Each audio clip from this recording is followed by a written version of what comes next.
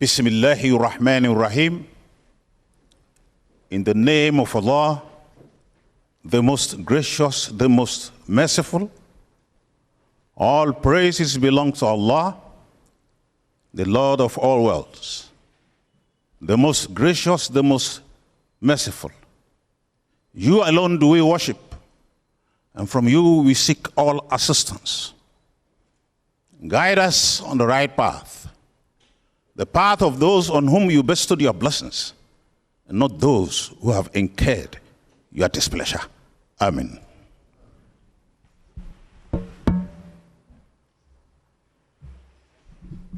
Thank you very much, Sheikh. And before we continue, let me acknowledge the presence of some dignitaries who have joined us this afternoon. John Kapi is Head of Public Relations of the West African Examination Council. Thank you very much, John, for making time to join us. Mr. Salah Kweku Kalmoni is Executive Director, Silver Star. Thank you very much for joining us. And Mr. Salem Kalmoni, MD, Japan Motors, and President of BPI. Anis Hafa is Educationist and Director of Gates Institute. Thank you very much. Mr. Hazim Shalabi is GM After Sales, Japan Motors. Thank you very much. And Mr. Hassan Ali Auda is Country Director of Qatar Charity. And Ibrahim Misto is Medina Foundation. Thank you very much for making time to join us. So as I indicated earlier, we're going to be having a conversation about reflections on the state of education in Ghana, diagnosis, and the way forward. And I'm sure there are many of us who are interested in a conversation about education. But before we get into that conversation, it's important for us to have a bit of a welcome address or a speech by the board chairman of BPI. Ladies and gentlemen, help welcome Chief Na Al-Hassan Andani with a round of applause.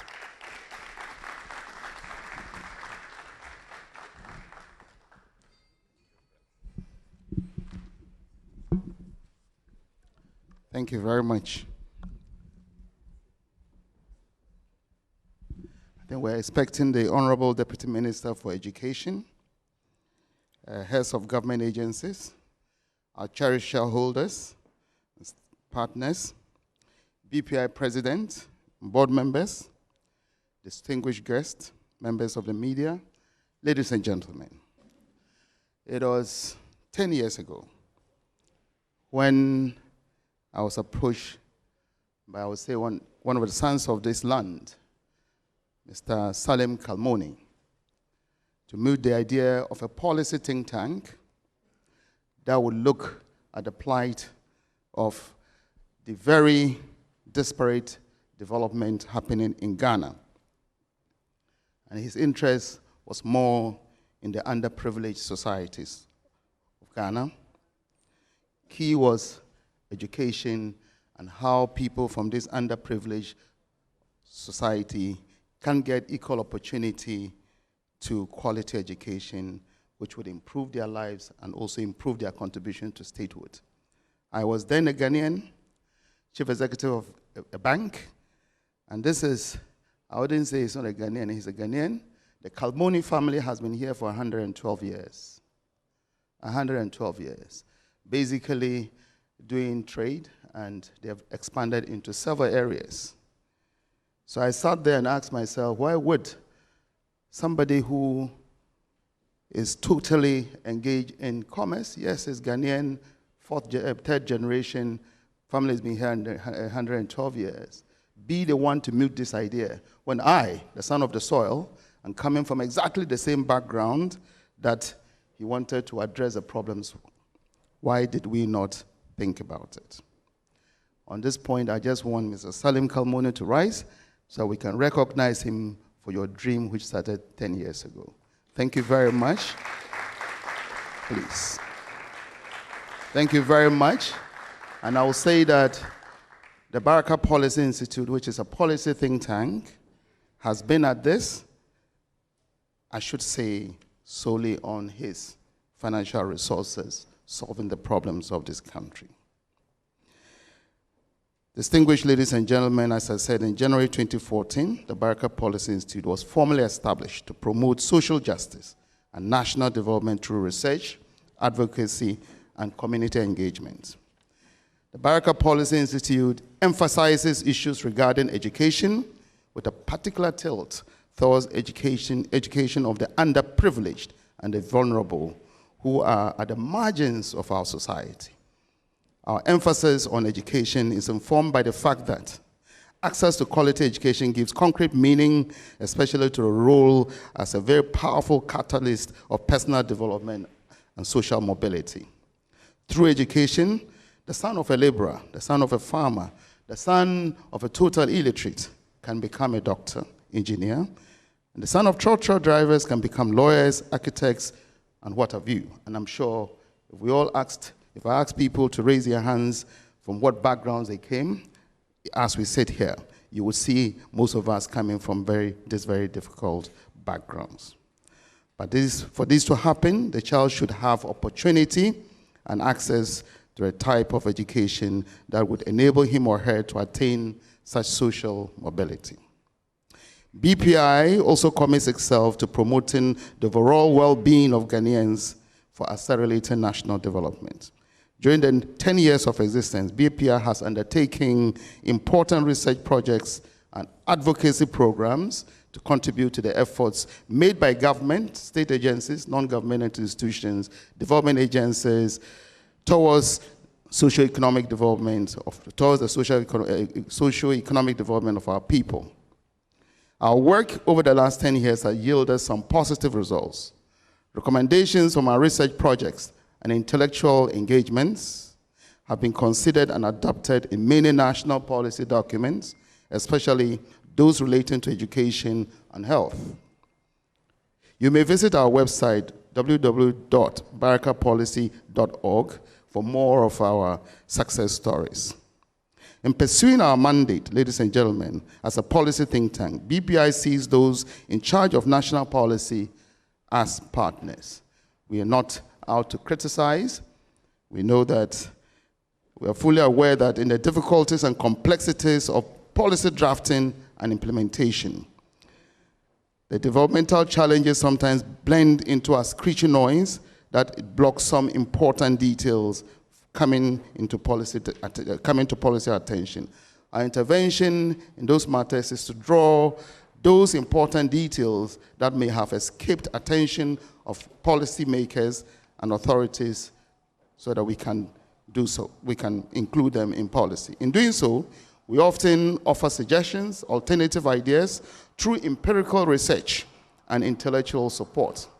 We do not sit as a think tank to pontificate. We undertake detailed research and intellectual discourse with relevant people before we make recommendations.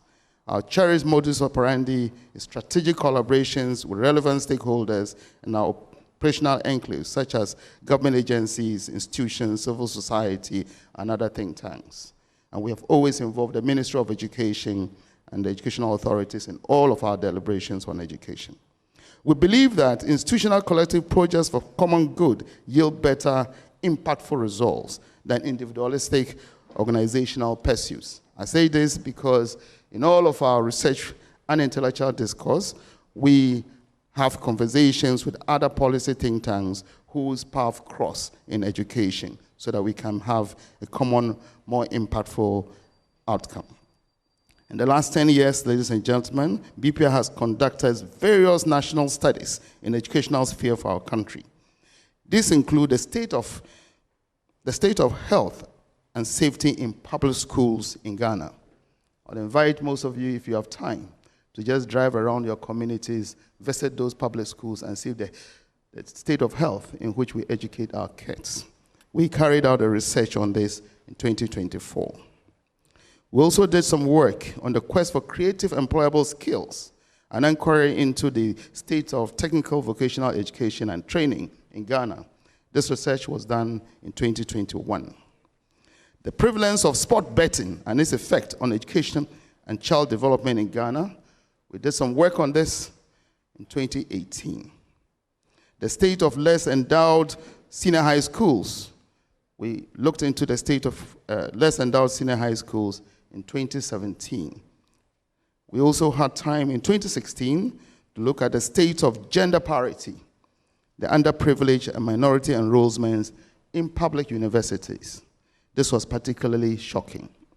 So if we took all of the enrollments into our major public institutions, universities, and you did the maths just to find out what percentage of people getting into these institutions come from underprivileged communities, this was pretty sobering. And I think we made recommendations. These studies were conducted with the main objective of affording BPI with empirical knowledge of what is happening in our educational landscape in order to engage in informed advocacy and community engagement for sustainable national development. It's not in all cases that our research points to government. Sometimes our research points to our own communities and homes, and we do community engagement to see where corrective action can come from parents and our community leaders.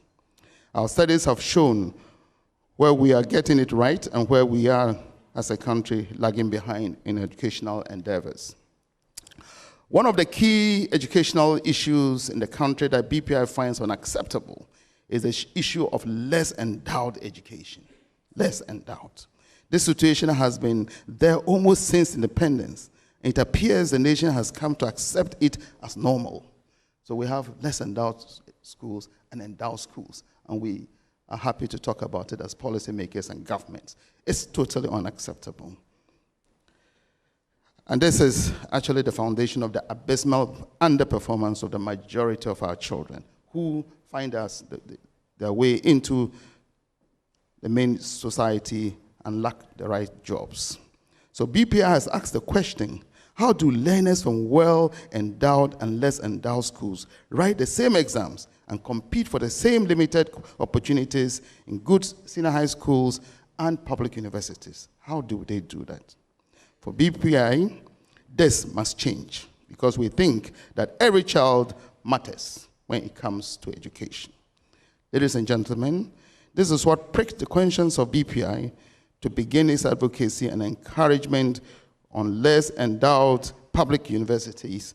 And I must say that the universities picked our recommendations and some limited discriminatory admissions were made. Through our research and advocacy, we are happy to announce that many public universities are now doing limited, less endowed admissions to benefit the so-called underprivileged.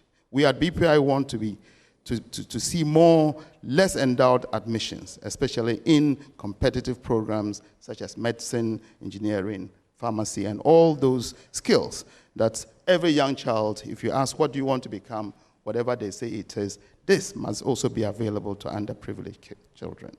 We believe this should be a temporary measure as we work as a country to make every single educational institution in Ghana well endowed.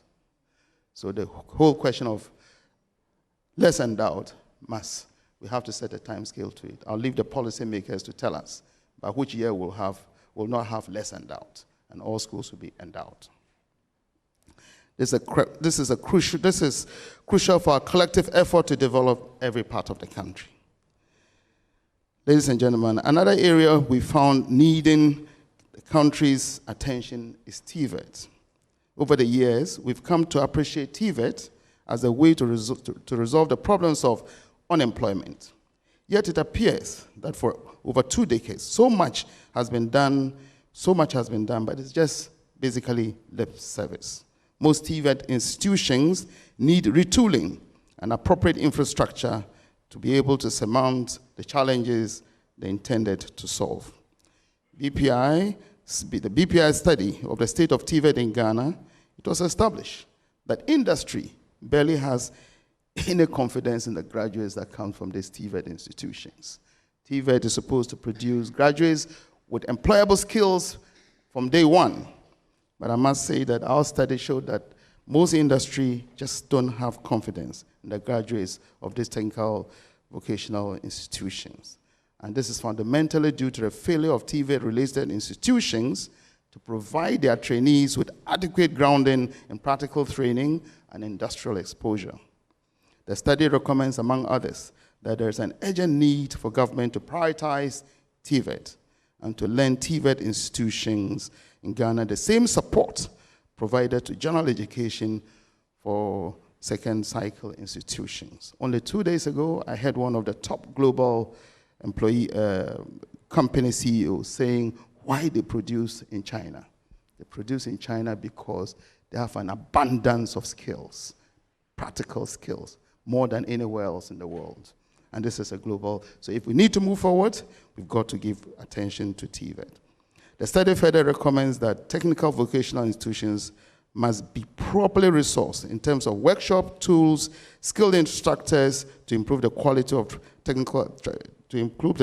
of training available to students in these institutions.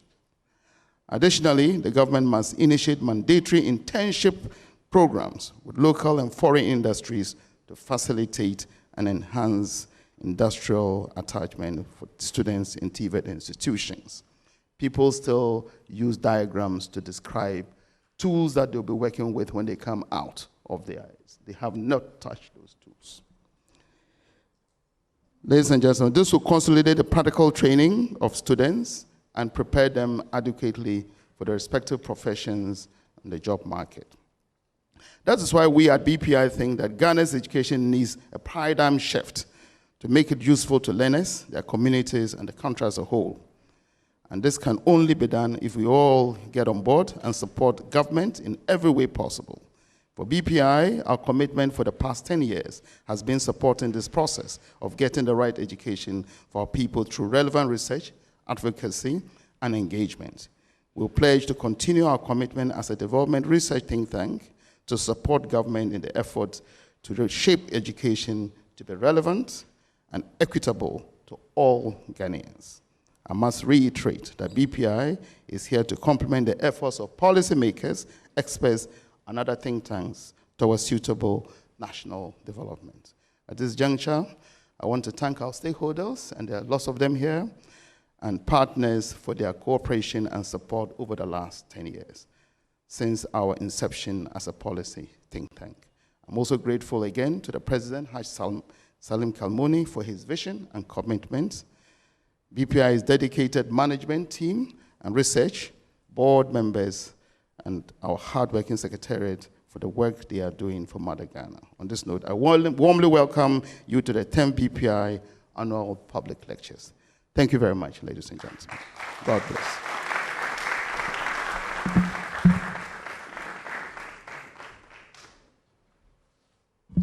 We can definitely do better. Thank you very, very much. Board Chairman of BPI, Naal Hassan and Danny. And I'm happy you talk about your commitment to continuing with the research, but most importantly, talking about the need to do away with this whole concept of less endowed schools. The state has a responsibility to ensure that everybody who goes to school in an environment that is conducive for learning, teaching and learning. That whole concept about less endowed schools must stop. If we mean business, we must mean business. Thank you once again. Which means that we're getting very close to the panel discussion. I can't wait for the conversation on reflections on the state of education in Ghana, diagnosis, and the way forward. When we introduce the panel members, you would know that while we have politicians in there, we have technocrats and persons who have managed schools also joining the conversation. But before we get into the panel discussion, we've put together a short video showing what BPI has been up to in a documentary on their 10th anniversary. Let's watch that documentary now, and then we'll come back and begin the panel conversation. Thank you.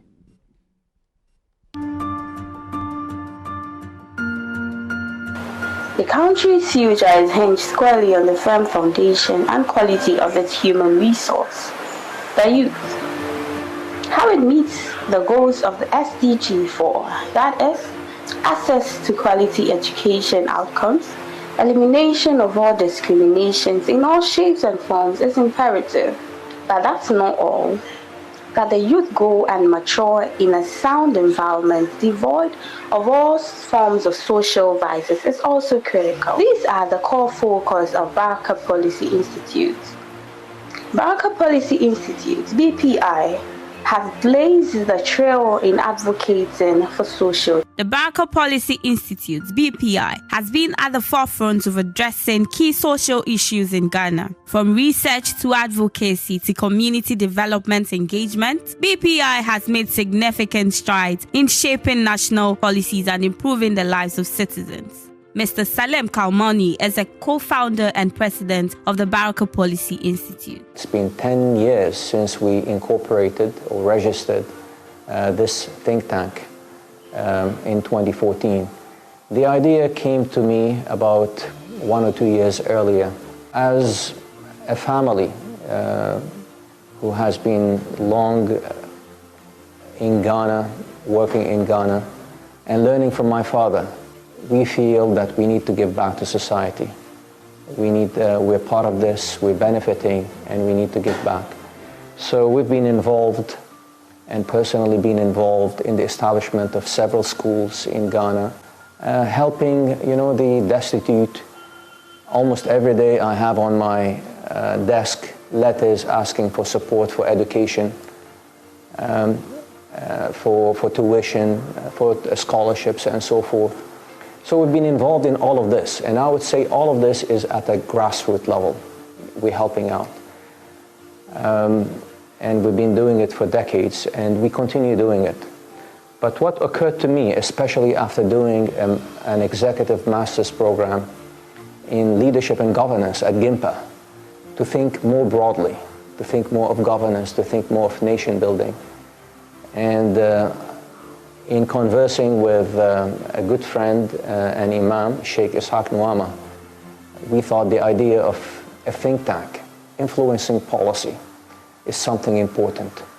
Just, it's not enough to think at the grassroots level or to work on grassroots. We can be more impactful by influencing policy at the government level.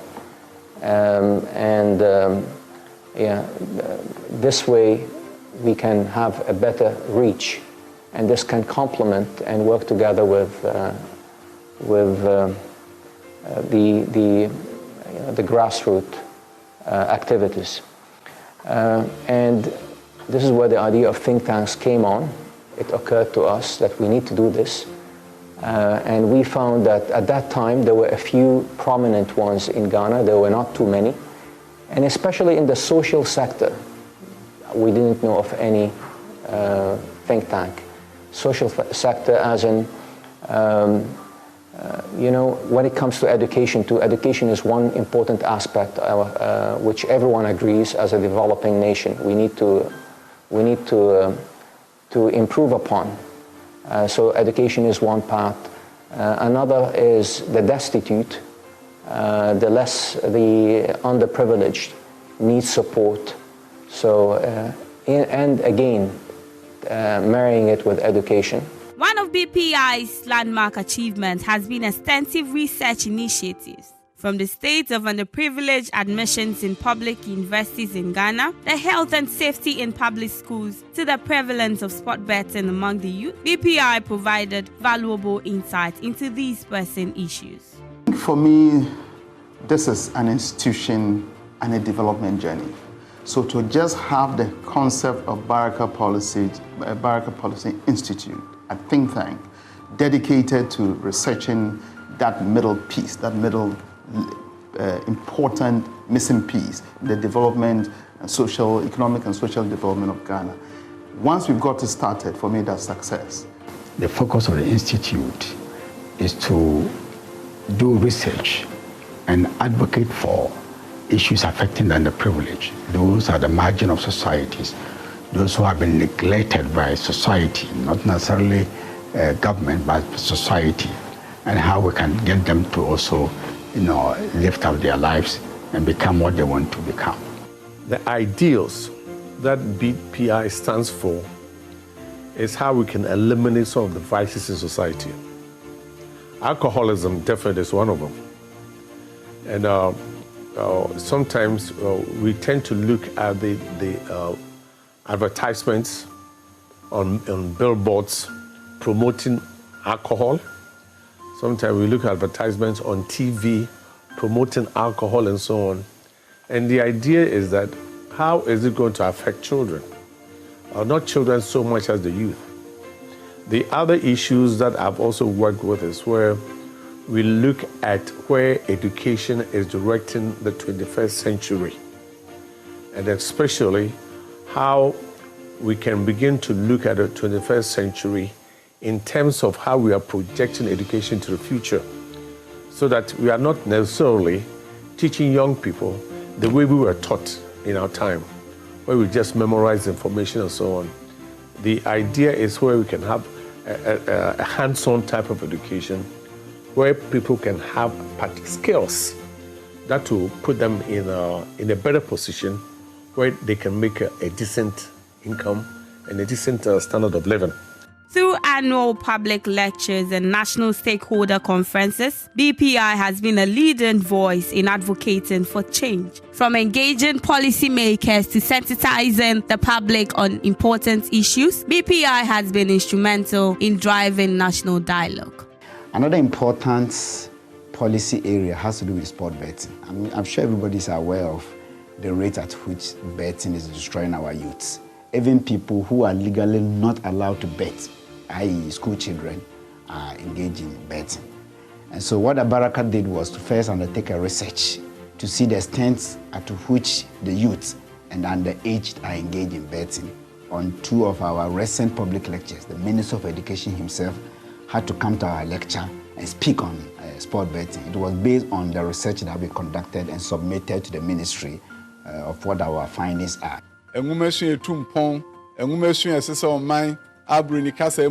Sustainable development goals. Yebetimi edi achechire no na oman no abesiye chacha ayetro eben school they been friends sports betting enkwala nketwa obehwe no akose dem no mo to chacha na time eso no kosua de no enom de ye betting eno so ya de a Baraka Policy Institute we hia omopa enti me kan ho asem sem no nyina be ka bom na ni Ministry of Interior akabo many gaming industry no edinkita ho na enkoba se ye de bibia baby a ebetimi ato sa chacha bi akoben school baby a ebi a de bo chacha dwuma hu dawro ana betting ye mfa inside bi ana ye mfa signboard bi enkosi ho. BPI's community development engagement has also been a lasting impact, from forming the National Muslim Conference of Ghana to restructuring the Islamic Education Unit. BPI has worked tirelessly to improve educational outcomes and promote socio-economic development. We had other religious-based organizations, the Catholic, the Presbyterian, and so on, having education units. So we also came up and we call it Islamic Education Unit. But we were not functioning. Islamic Education Unit was not functioning like Christian counterparts. They, in their research, found out why, and therefore were able to have anything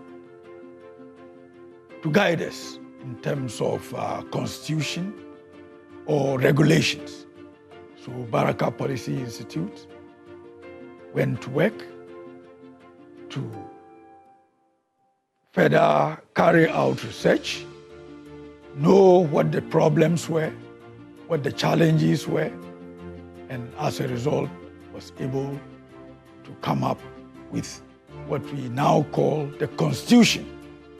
Through direct national policy influence, BPI has played a key role in shaping government's policies, from influencing national policies and participating in national policy dialogues to influencing the introduction of Ghana's national alcohol policy to the reintroduction of Arabic at Wasi. BPI has been a driving force for positive change. BPI was able to partner Ministry of Health to develop national alcohol policy. Baraka Institute helped us with financial resources and human resources to be able to develop the alcohol policy. About 2 years, we were working with Baraka Policy Institute to develop the policy.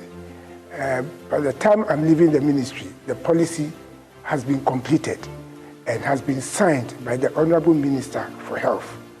So we know the next step is really to get an act going and then an ally being developed. The National Alcohol Policy, for example, or the national campaign on national alcohol regulations started right with the inception of Baraka Policy Institute. We found out that issues about general well-being of the youth and the vulnerable is very important.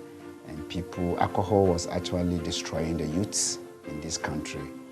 And yet we see blatant advertisements and violation of very regulations that guide the alcohol industry and alcohol consumption in Ghana. And so we decided to undertake a project with the Ministry of Health and the World Health Organization to see how alcohol could be controlled and to ensure that the harmful use of alcohol is reduced in this country. Research we've done, alcohol is destroying the Ghanaian youth who are the future of this country. And it appears that we're not doing much about it. But the policy is already on the ground and is being implemented by various stakeholders. As a result of that, it's helped the Food and Drugs Authority to regulate the alcohol industry. It's using the policy as an instrument to tell various stakeholders and to control various stakeholders in the use of alcohol. Celebrities, once they participate, you see, they are people who are looked up on by the younger ones, generation. So if they do it, then it means that they set some standards for the younger ones to follow.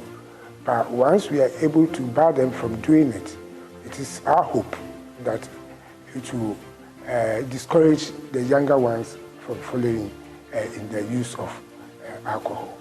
And I believe with that, once people reduce alcohol intake, they are likely to be very healthy, very strong, and be able to work for their country. Dr. Haruna Zagun Said is the Executive Director of the Baraka Policy Institute and is optimistic about the affirmative impact of the policy, alternatives and inputs made by the BPI in collaboration with some ministries, departments and agencies. The BPI has championed admissions for less endowed students. Okay? I don't talk about the less endowed because I'm not comfortable with the word less endowed. Why should some schools be less endowed and some schools be well endowed and yet they write the same exams?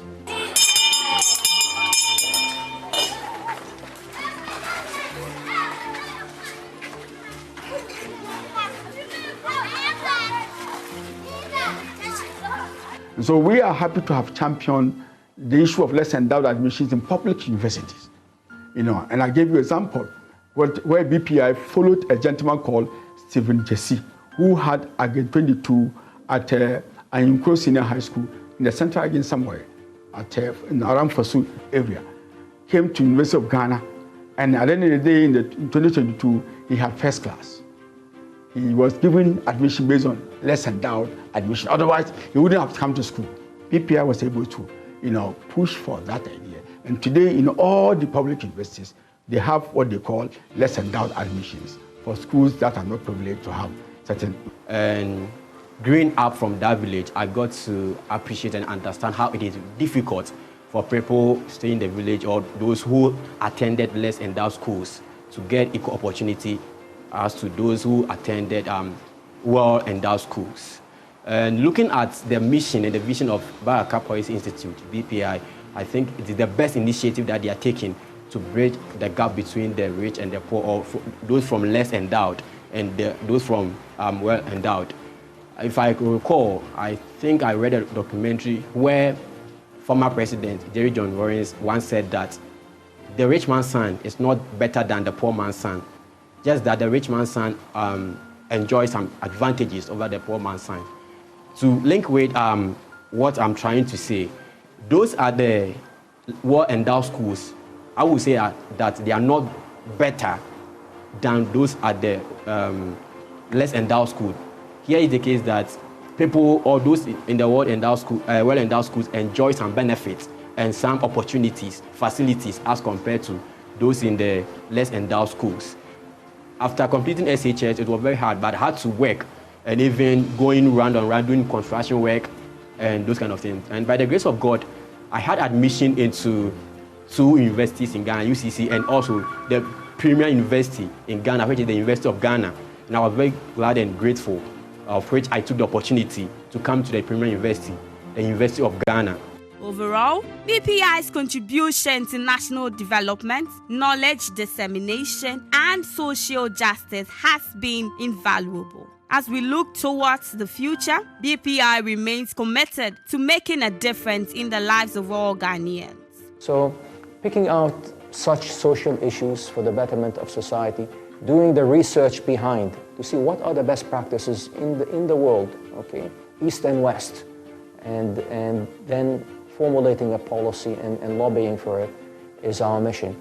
And we hope we can do this even better in the future. I think Baraka Policy Institute at 10 is come to stay. And I believe successful generations will even deepen that research much better. Join us as we celebrate a decade of progress and look forward to a brighter future for Ghana. Baraka Policy Institute, shaping a better tomorrow today.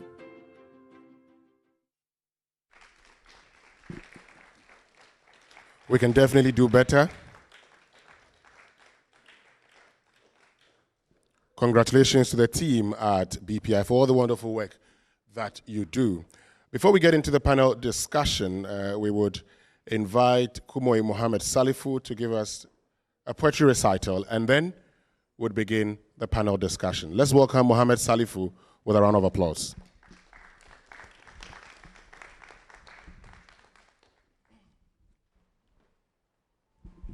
Thank you, sir. Thank you. The title of my poem is The Frown Face of Africa. The frown face of Africa. The frown face of Africa.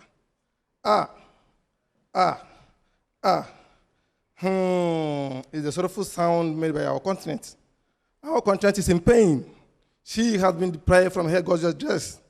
Africa, oh Africa, our dearest Africa, the land of rich natural resources is now filled with regrettable remorses. The land brave men and women fought for their toils and their blood for us to enjoy heavenly comfort and freedom. Here we are at the mercy and suffering under the supreme command of the so-called mighty and highly placed state men whose roots we have had to swallow in succeeding ages. What did our sisters do wrong? Where are the riches our elders fought for? We are abusing leadership and office of authority by frowning on to the weak and vulnerable every passing day, and we see nothing wrong, taking them for fools in their own land of birth. It has become like the animal kingdom, where the voiceless are rendered powerless to voice their sentiments and grief. How long are you going to remain slaves in our own land, allowing them to divert us from our course? Out of cowardice and the fear of hardship we have been, the wrathful things to be done are left undone, while we portray tales of cowardice and the fear when the baton of leadership falls into our hands, and while others rear their children for riches, we are here giving poverty a standing ovation, delaying the gifted and talented ones, pushing them aside for our own selfish interests. Why? Why, oh why? Why must our leadership become a monstrous curse, whom we cannot joyfully approach? Or Saj Philip Kwame Nkrumah once said, the independence of Ghana is meaningless unless it's linked up with the total liberation of African continent. Here we are, gallivanting like castrated bulls, boasting with our leadership and office of authority, when there is severe suffering on the continent. Are we truly the true leaders to make our continent smile? Our heroes, legends, ancestors will be shedding emotional tears if they should be alive today to see the rose generated. Indeed, our continent is sweating in labor months. Africa, oh Africa. Thank you. Thank you very much, Mohammed. But I'm sure one of the things we can do here today is to correct the things that Mohammed talks about. What we can actually do is to make sure that going forward, the next generation would look at us and say, they did the right things. I do not want to grow up and in my old age have to answer questions on why didn't you do that and why didn't you do that, as we ask those ahead of us. So enough of the complaints, time to right the wrongs. So let me introduce our panelists for this all-important conversation, the reflections on the state of education in Ghana, diagnosis, and the way forward. Now, the first person I'd like to introduce is one who was born to civil servant parents, and he prefers to be introduced as a man who started his basic education at Sakasaka Primary School, Tamale, in 1981, continued at Fongo Middle School, Wa, in 1986, then proceeded to Sandema Secondary School for his GCE, then later on went to the University of Ghana to pursue a Bachelor of Arts in History and Archaeology. He then pursued an MPhil in Archaeology, and having worked for some time, gained admission to pursue a PhD in Ethnoarchaeology at Simon Fraser University. Now, upon the completion, he was employed as a lecturer at Simon Fraser University in Canada, returning to Ghana in 2010 and lectured at the University of Ghana due to his hard work and advocacy for good governance, and cause of a die-in-the-wool member of the NDC. He was appointed as a presidential staffer in 2012 as Deputy Policy Coordinator. As a result of his hard work and commitment to the development of his people in the Upper East region, he contested and was elected as Member of Parliament on his first attempt for the people of Bulsa South constituency. In Parliament, he is the Deputy Ranking Member on the Education Committee and also a member of the Public Accounts Committee. Let's welcome Dr. Clement Apak.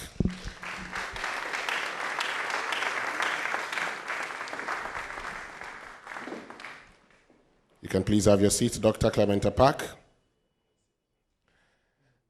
The next panelist is a medical engineer and a skills development expert with over 35 years of experience in academia as a university teacher and administrator, as well as in professional engineering practice and consultancy.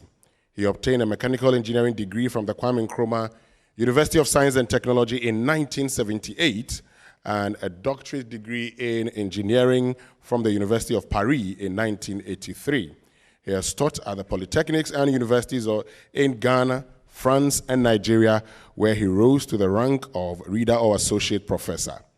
He's a former principal of Ho Polytechnic, now Ho Technical University, a former Secretary General of the Association of Technical Universities and Polytechnics in Africa, and former chairman of the African Union Expert Group on Technical and Vocational Education and Training. He's a TVET and skills development consultant to many organizations, including the World Bank, the African Development Bank, and the Association for the Development of Education in Africa, UNESCO, and the African Union Development Agency. He's currently the chairman of the Governing Council of the EP University College. Let's welcome Dr. George Mausi Apeti.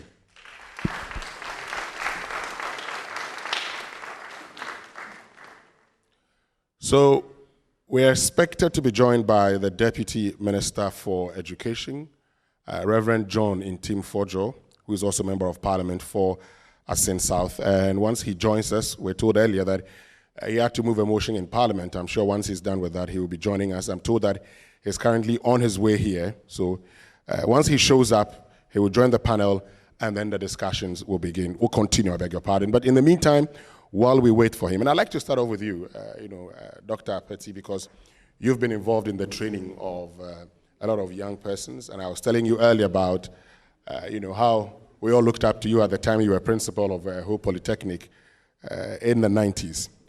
Now, we all agree that education serves as a passport to work. We all agree that natural resources alone do not develop a country, because there's evidence to show of countries that have no natural resources but have developed. And we have consistently talked about our natural resources, but unfortunately, we are where we are. There's a course at the University of Cape Coast that says, before you are able to exploit any natural resource, you must overcome certain resistances, part of which is technical know-how, something that you must study. The key question today is that the kind of education that we practice in this country, is it relevant to the needs of our country, Ghana? Please pick the microphone and let's start the discussion. Thank you very much, Winston. Good afternoon, ladies and gentlemen. I want to first of all say that Winston Amwa is a virtual visitor to my home every morning between 6 o'clock and 10 a.m. Together with Kojo Yankson and Ramon Aqua. So, Winston, you are a regular visitor, virtual visitor to my home every morning. Let me also say that Baraka Policy Institute, although they are young, apparently they've done quite a lot of work. And I remember very well when we were trying to develop a roadmap for the conversion of polytechnics to technical universities.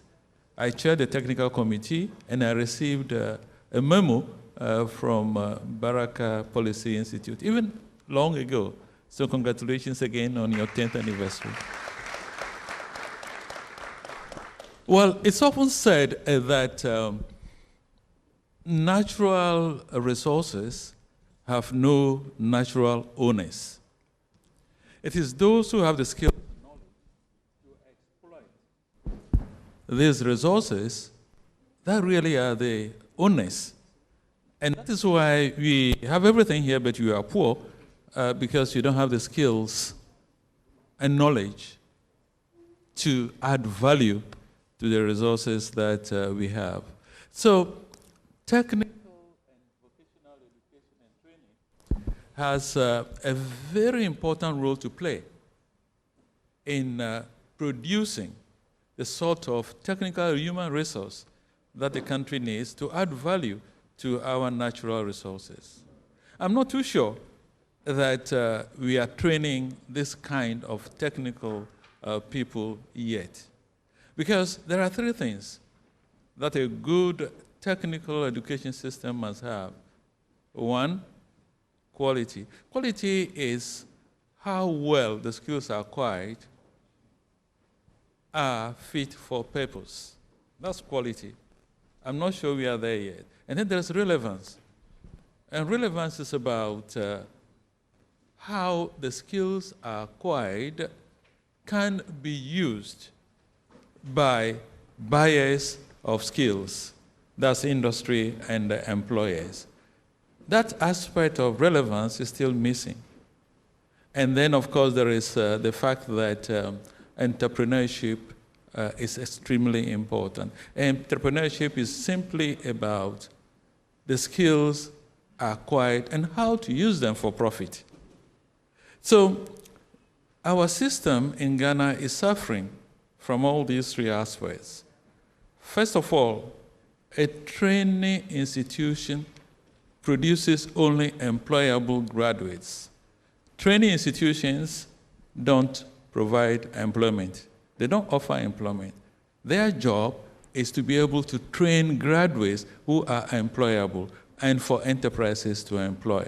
And that is why it's important that enterprises must be involved in training delivery in terms of curriculum, in terms of supporting teaching, in terms of internships and so on. All these things add to the quality of training that we all need in order to have the people who can do what we need to do. The other aspect of relevance is that how do we get industry employers to support training? Not only in the formal TVET sector, but also in the informal sector. Because, you know, in Ghana, as in most other West African countries, about 80 to 90% of all skills development takes place in the informal economy. The guys you asked to come and do your tiling for you, plumbing and so on, most of them were trained in the informal economy. How do we support them? Why should we be putting a lot of money, a lot of investment into formal TVET institutions, and we don't get the quality we need? Investment is good. Winston, you may stop me if you wish, but then there are certain things that we need to really just put on the table before the discussion even continues. How do you ensure that you train graduates? You have to invest investment is good. Investment in TVET is very good. And I know government is doing quite a lot in this regard, but it's not enough. The teacher is important. The guy who teaches, he must be also adequately trained and skilled. If you don't have the skills, how do you impart those skills? So the teacher is important. How are we training our teachers? And then, of course, you need to talk about consumables that are important for practice-oriented training. If you are training somebody to be a carpenter, then, of course, you must buy the wood for those institutions to train, a welder, pieces of metal, and so on. Investing in consumables. I can see only a lot of investment in infrastructure, buildings, equipment. That alone is not sufficient. It's good, but it's not sufficient. Okay. That is why we have lots of people who are out of school and can't find jobs. Perhaps we can continue the conversation as we go along. Exactly. We'll continue the conversation as we go along. Thank you very much, Dr. Petty. But let me at this point invite Anis Hafa to join the discussion. You've been on this project, so please let's welcome Anis Hafa. And so, Dr. Apak, I'd ask you the same question. The sort of education in this country, is it what is needed for the country's development? Well, first of all, let me also acknowledge all here in gathered and to appreciate the Baraka Institute for inviting me. In fact, listening to Na and Danny speak to the achievements of the Baraka Institute in just 10 years was very impressive. And we need more of such institutions.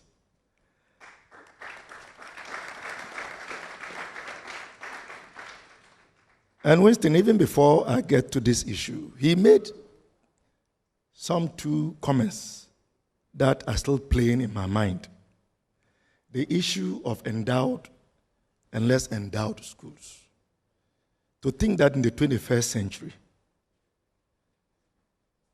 we are still talking about endowed and less endowed schools, grade A schools, grade B and C schools. And to think that we train young men and women without the use of tools, but diagrams.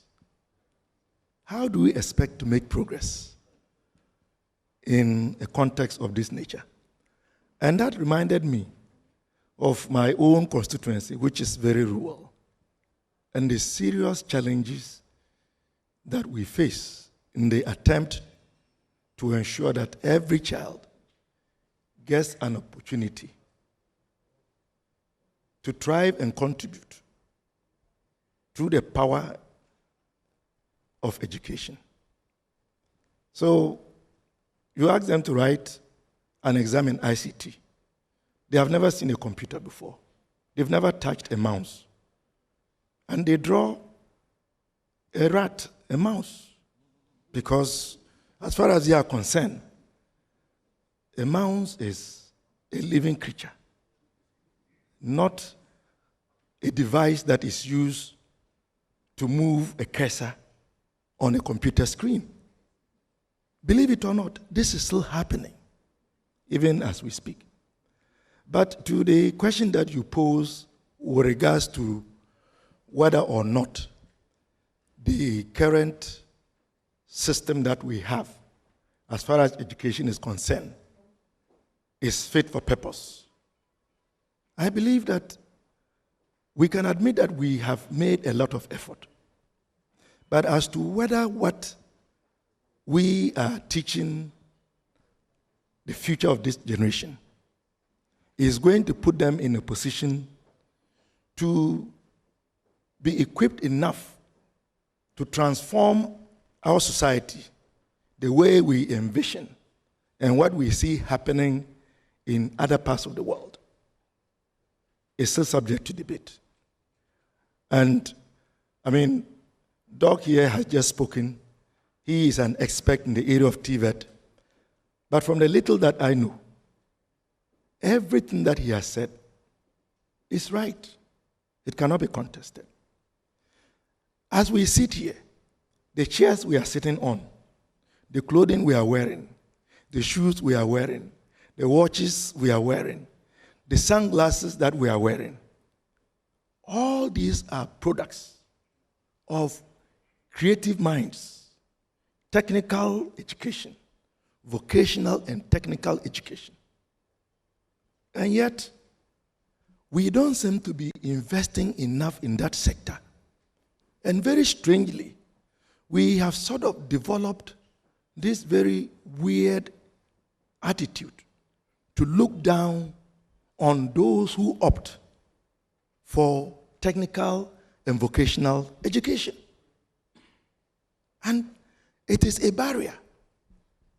So what then happens is that almost every student would try as much as possible to go through the normal grammar secondary system that we have. Because we have created the impression that it is those who have a lesser academic acumen who opt for technical and vocational education. When in fact it should be the opposite. Why is it that we want to buy BMWs? We want to buy Volvo. We want to buy Toyota. Why is it that people prioritize German products? It is because the Germans, from very early on, recognized the role of technical and vocational education, and they have invested massively in that area. So what they produce is of a very high quality. Yet we don't seem to get it. Okay. So I think we have a long way to go. Okay. But at least this is a good starting point for us to resolve as a nation to reorient our education. But to do that also will require rethinking of how we perceive people who opt for technical and vocational education. Thank you. Thank you very much, Dr. Apak. Let me get to Anis Hafa, because, and Anis, we've had lots of conversations about education. But the question is, why is our current system not in tune with our aspirations? Thank you very much. Can you hear me? Yes. Good. You have to excuse me. I'm nursing a cold, so I don't plan to speak today. But whenever the question of education comes up, for some reason I have to jump to the task. So forgive me if I sound a little nasal. I'll get to your question right from the get. You know, I started school in a little village in Obuasi called Tutuka. And those days we didn't speak any English. I mean, I'm sure nobody spoke English there, and I doubt very much that even the teachers spoke English. But that wasn't important. What was important is that we could read and write a language. You know, so we were taught in Twi. And because of that, we knew the phonetics, how to put sounds together to make sense. But then on to secondary education. I went to school in Cape Coast, a school called in Franspim, which is a very good school, but let me show you how we were taught. And it reverberates all the way to this time as we speak in the 21st century. I remember a course that was taught to us by a British teacher. We're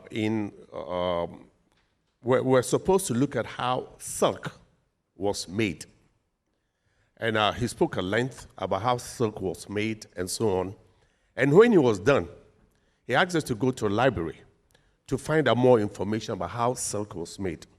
Now, there were 100 of us in Form 1, divided into 3 sections, Form 1A, Form 1B, and Form 1C. Now, we went to a library, and luckily, there was one book that had information on silkworm. And in that book, there was one page that had information on silkworm. And guess what? Some of the students who had bright brains would memorize the whole page. So they could repeat everything that they read on the page. Now, for someone like me, my brain wasn't wired that way. So I wrote everything down word to word. Now, it happened that I lost the paper. And then I had to go back to the library to copy the book again. Now, imagine 100 students who have used one page of the same book. The page was torn and dangling on the side. And you could see Yokagari prints on it, Weiche prints on it, and so on. Now, I'm saying how things have changed and how opportunities are presenting themselves in a very positive way. Today, if you want to find out how silk was made, how silk is made, frankly, you don't even need a teacher. As long as you can read and write, you can go on the internet and you can press buttons and it'll tell you how silk is made in China, in Korea, in Bangladesh, all of that. So those are the opportunities that are open to us now. Now, how does that go back into 21st century and how does that add value to education that we're getting? Unfortunately, we are teaching young people the same way I was taught in the 1950s. You know, I like to brag about my age. I turned 77 in April. And then I watch how we are teaching as if we were in the colonial times. And the issue was this then, and the issue is still now, as much as possible, pick up as much information as you can. And just be in a position where you can produce the information, and then you get a degree for it. So, things have changed now. What I'm saying is this. We want all our kids to get degrees, master's degrees, PhDs, and so on. But all I'm saying is that all of that is a potential. It's not an accomplishment. The accomplishment is this. For all these degrees that we are picking up, what is it on the surface of the earth that we can use it for? I want us to pay attention to this. So the issue was this. Well, and I think you made mention of all the things that we are wearing and so on that are foreign made. So the issue was this. For all the education that we get, what is a product that we can produce as a result of it? Then education becomes meaningful. Are you with me? Education is only a means to an end. Let me add to a second point to this. For all the education that we're getting, what is a service that we can provide that will make another person's life easier? And that is how it begins to show our humanity. The third one is this. For all the education that we're getting, what are the solutions to societal problems for which we can embrace ourselves that we've been accomplished in making things happen? Now, there's a political dimension to what it is that I'm saying. And this is an election period, Meboa. Good.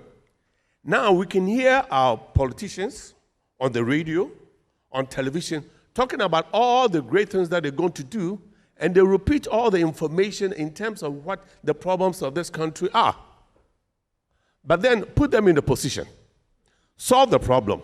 Now you ask them. There's a reality of it. But guess what? I don't blame them too much. That's how they were taught. They repeat the information, get a degree, put a title, wrap a title around your neck, and then be placed in a position to accomplish something. And we begin to have problems there. So all I'm saying is this. This issue that is being raised consistently in terms of how we raise our people to productive is very, very important. The next time we put someone in a particular position where they have to be accomplished by making sure that our poverty is erased in some way, this is now how we want to begin to look at how education makes sense. Great. And so, Anis, are you suggesting that we train people who can probably recite or explain the things we know and not problem solvers? That's exactly what it is. Now, I want to add another dimension to this. Okay. You know how we've now, last week, I was getting calls in the morning because we are now introducing what we call the GATE program, Gifted and Talented Education. And what does that mean? What that means is simply is this. We have to begin to look at the potential that human beings have. And what I keep saying is this. I've been in a position where I've taught most nationalities. I've taught Koreans, I've taught Chinese, I've taught Indonesians, just name it. But then you find out that the cognitive ability of all these people who are producing things are no different from Ghanaian children. So what I'm saying is this. As we begin to introduce the GATE program, the Gifted and Talented Education program, this is an inflection point because it points specifically to the kind of cognitive abilities that our young people have. So that instead of chew poor paths that's been going on endlessly, we want to begin to look at particular people and ask ourselves, what is it that these people can do to make life a little easier for us? And we have to be supportive in that position. So I'm quite excited about it because at the end of the day, look at Ghana. We have all the resources at our disposal, but our education is not geared towards adding value to what it is that we have. And another point I'll make is this. This year and last year, I've taken students to places like Bali in Indonesia, Ghanaian kids. They've never been outside the country before to compete in particular in sciences, in mathematics and so on. And these kids were able to pick up gold, silver, and bronze. Wow. Last month, in July, I took another set of students to Singapore. And these kids were winning gold, silver, and bronze. The point I'm making is this. The potential is here. But now we have to begin to let our young people begin to understand through our teachers that the people that you're teaching are special. Do you know them? And the caveat is this. We don't want to teach people to be like us. We're already here, big deal. How can we teach them so that they can be exemplary in their own right and be able to do things that will help this country to progress? And they come back to the 3 points again. What is it that we can produce as a result of the education that we're getting? That is should be sacrosanct. What is a service that we can produce that will make another person's life easier? So we begin to show our humanity and what are the solutions to societal problems. And these are the questions that we are directing now to the leaders who are now canvassing to come and lead this country from next year. Thank you. Thank you very much, Anis Hafa. So, Dr. Petty, we've ended on the need to train problem solvers.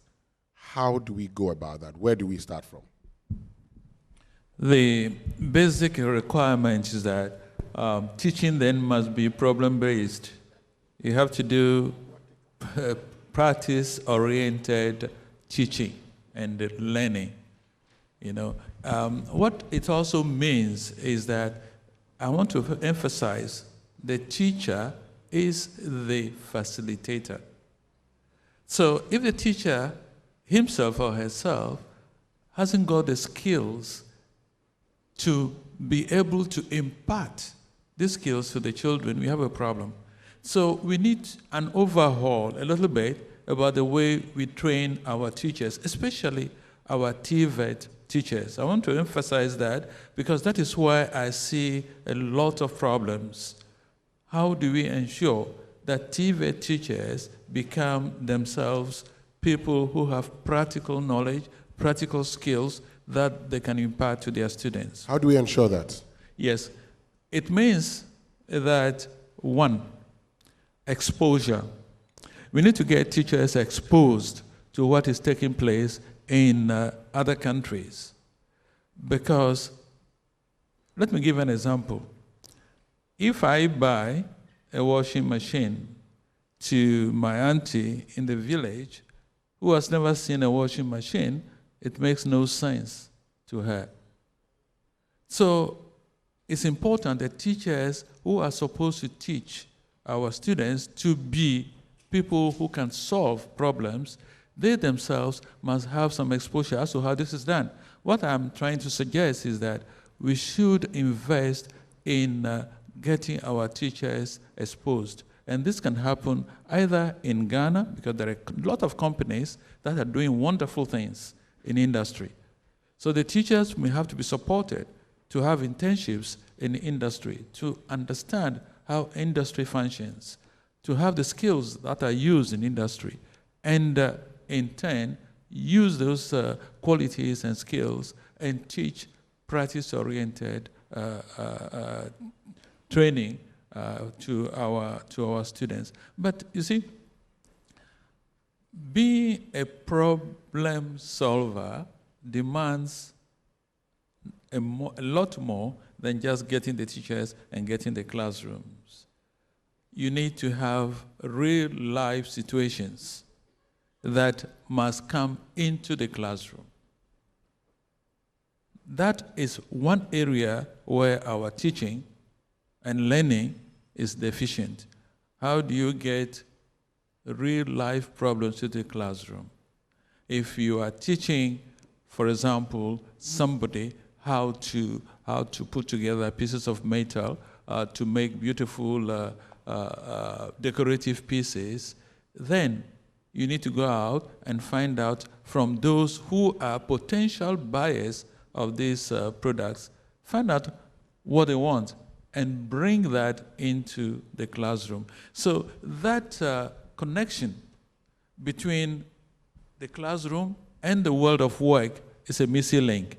And that is one of the things we need to really be looking at. That missing link, how do we bridge it? Real life and the classroom. And of course, there is also one important thing that perhaps I want to stress, and that is the issue of employment of TVET graduates. Quite often, we all assume that once somebody has gone through training in a TVET institution, then a job is his for the asking. That is wrong, because investment in training will give you quality and employability, but not employment. Enterprises, like Mr. Kalmoni's enterprise, they employ. So it's important for government to put in place measures, fiscal, economic measures, that motivate enterprises to grow, to expand, to survive, to innovate. And if that happens, then you will get training institutions looking at what new things are happening in industry and train accordingly together with industry, so that the products can then fit into this new employment environment. Okay. Dr. Park, I mean, while we're talking about training problem solvers and all, we also assess students, and one of the ways of assessing them is these exams. Many of it has become recall. So is it about time we changed our mode of assessing students? Well, Winston, I think we are now beginning to broaden the conversation to engulf education generally. Yes. Because there are a lot of issues. Please go ahead and talk about it. Even before we get to the stage where we can speak about TVET. Yes, you've asked a question on the mode of assessment and whether or not the current way that we assess our students perhaps is outmoded. It is a yes and a no. Whether you like it or not, there has to be a system to determine if a student has progressed or has remained stagnant. The question is, what is the best option? Traditionally, in the Ghanaian system, we have used sitting examinations, largely. I mean, those of us who went to school in the old days, from P1 to P6, some of us even did middle school, wrote the middle school living certificate before we even went to secondary school. Then you get to Form 5, then you write your O-levels, then you go and write your A-levels. This has been the mode. It has changed only in name, but in principle, it still remains. You get to basic school, GHS, you write a BEC. Based on that, you are placed in a secondary school. Then you get to year 3, you write your WASI. And that is the way we have done the assessment. There has been a lot of debate in the educational space as to whether this is the best way to go. I happen to believe that we ought to take another look at it. Because you see, we are individuals and we are all unique. We are all gifted in ways that others are not. And so when you have that blanket standard, you cut off and you discourage students who otherwise have competencies in areas that you can't even examine them for. And that is why the mention of gifted and talented education comes in. More and more, the world is gravitating towards recognizing the individual potential of students and then urging and encouraging them and giving them the right tools to be able to excel in that field. And if we were to adopt that, then the current system of assessment clearly would not be the best. But you see, our educational system is challenged. I am of a rural background. I am a rural MP. I am a beneficiary of education.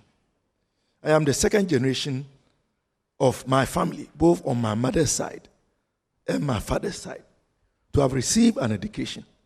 But because of the transformative power of education, I am here with you. Unfortunately for us, the system that allowed my parents to get an education in the 40s, today, the very same schools that they attended to become who they were and to give me the opportunity to become who I am, have collapsed. No teachers, no teaching and learning material, no furniture. And so you ask yourself, when we say we have made progress, have we really made progress? How is it that schools that were producing people to become leaders of today are not able to even function properly as schools? How can we be speaking today of schools under trees, schools where peoples have to lie on the bare floor, sit on any object that they can find, schools where peoples have no access to requisite textbooks? So we have a fundamental challenge. And I've argued that you cannot purport to be building a structure and a superstructure when the foundation is weak and is collapsing. Public basic education in this country is teetering on a crisis. And it is about time we begin to tackle it seriously from the base. And for me, that is the beginning, because that is where we can begin to identify and groom and train and give them the opportunities to become what we all expect them to become, problem solvers. It starts from the foundation. Okay, I'll get back to you on that because I know you have a lot to say, but Anis Afa, yes, you wanted to make a point. Yes, I wanted to make a point. Can you hear me? Yes, we can hear you. Yeah, I wanted to make a point about a question that you asked in terms of assessment. Now, the way we're made to grow up focused on how we can reproduce information, but that was an imposition of the colonial government. The world of work was never part of the education system. And let me tell you what I mean. I was invited by some graduate students from the University of Ghana to help them in terms of what they are doing in their master's program and so on. And then the first question I asked them, they were a group of about 20, 30 students. What is it that you can do with the education that you picked up from Legon in the past 4 years? And there was nothing that they could do with it. In fact, as you ask a question like this, they don't even want to look at you in the eye. I mean, they bow down because it's like you've invested all these years, up to the age of 16, all pushing paper. And now you've come, after your first degree, you've come back to the same institution to do a master's degree with the hope that after that you can get a job and so on. Now these things have to change, and it has to change from the beginning. And that's what I mean. I've done programs with the JH2 students. You know, we need to be positive about these problems because we know what the problems are, but we can't depend on them too much. We have to move on. JHS students, JHS2, we brought 2 doctors to show them how they can measure blood pressure. JHS2 students, they haven't done BECE because that JHS 3 students were not involved. They were preparing for the BECE. But guess what? In one day, we're able to teach these young people to measure blood pressure. The next thing we did was to take the education into the community. Right here in Accra, they mounted canopies and invited the people in the area. And these JHS students, who age of 13, 14, they set up canopies where they were measuring blood pressure of the people in the community. Some of them have never seen a doctor before, and they had no idea what their medical condition was. But that is the kind of work that we want to let our young people know. So that is one, JHS students, in terms of what it is that we're going to do with our young people right from the beginning. If they sit behind desks for too long, then that's how they become. But we want to avoid that. Now, there's another program, if you look at the International Baccalaureate program, in terms of assessment, there's a component of it called the CAS, Creativity Activity Service. In other words, with all the education that you get, and I said that earlier, what is it that you can do to give of your own humanity to help people who are less endowed than you? So these young people will be in the villages. What they do is they do creative activities that will help them to raise a lot of money so they can buy cement, they can buy sand, and they can buy stones. And guess what?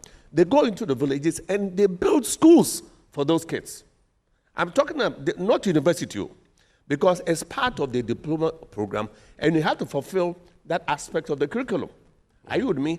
So these are the things that we want to begin to understand. Now, the issue is this: how do we get young people to be productive, understand the world of work right from the beginning? Not after they've picked up certificates in their armpits, haven't sat behind desks and so on, and expecting that they are aggrandized in a certain way because they have certificates. It doesn't work. Now, I'm also teaching a course at the called Creative and Critical Thinking at the Accra College of Medicine. What we do is that we go back into the community again to let people know that these young people can be of help to you. So what we do is that we bring in other elements, other people who can collaborate with these young people so that they are visibly in the community, adding value to the people that they see there. You see, what I'm saying is this: unless we begin to see that education is only a means to an end. Education is not an end in itself. The end in itself is the accomplishment. So what is it that we can do? Now, these are the questions that have to be addressed consistently. The last thing I will say is this: Ghana is one of the most beautiful countries in the world. I've traveled quite extensively, and Ghana has more resources than many countries that we know. But then, why are we not adding value to these resources? Because they are not mainstream in the curriculum. So all I'm saying is this, especially with the GET program that's been introduced, is that every district has to begin to look at their own endowment and be able to craft lessons and programs that will help them to add value to the community where they are. Okay. That is where the certificate should go. The certificate should not go on a piece of paper because you've passed an exam. The exam that you pass has to be translated in some way where visibly you are seeing that it's making a difference in someone's life. Otherwise, what are you getting the education for? So hopefully, when we meet in a forum like this, the idea is that those of us who are teachers, who are parents and so on, we are all stakeholders. So as we go into our community, the most important thing is this: we cannot continue life the way it's been.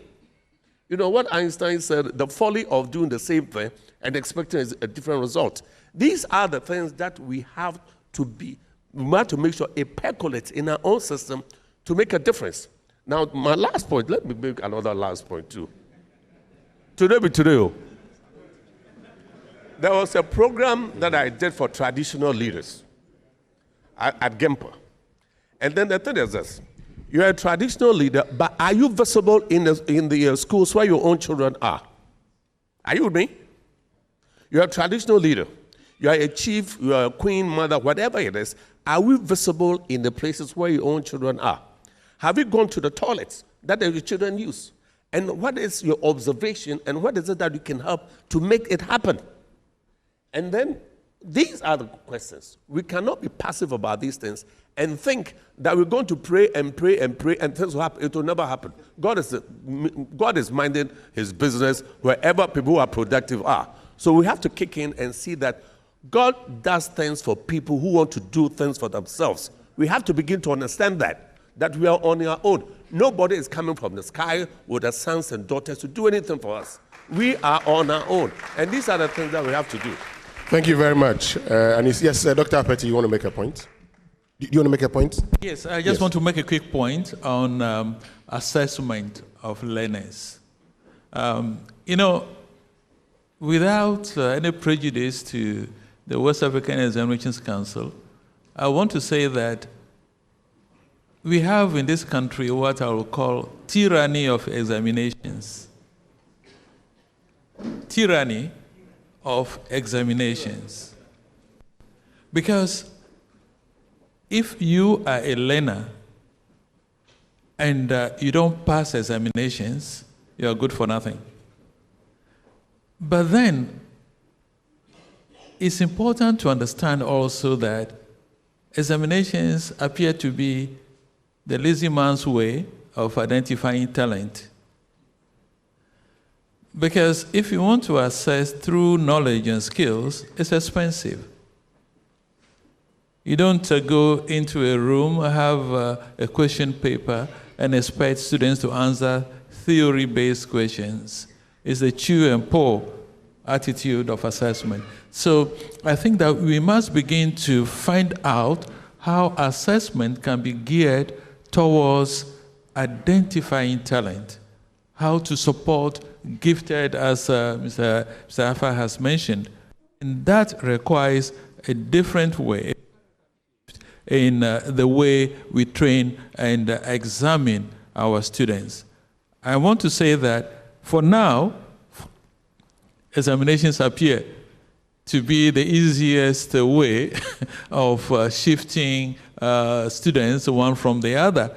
But again, I think this is tyrannical. It's really a tyranny, and we need to find out how to change this system. Thank you very much, Dr. Apeti. So, Dr. Apakai, we need to be wrapping up on the solutions, but earlier you were talking about the challenges. So let's conclude with the challenges and how we can address those challenges that you're going to identify.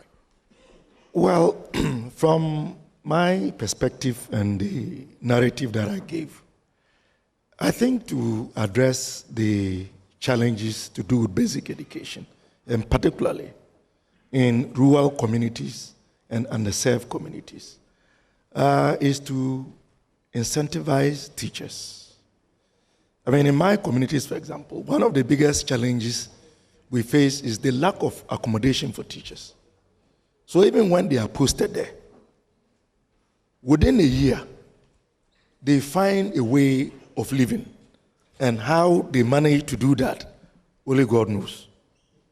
But we also recognize that if there were to be accommodation provided, they would stay. And if we were to incentivize them, as we are proposing to do.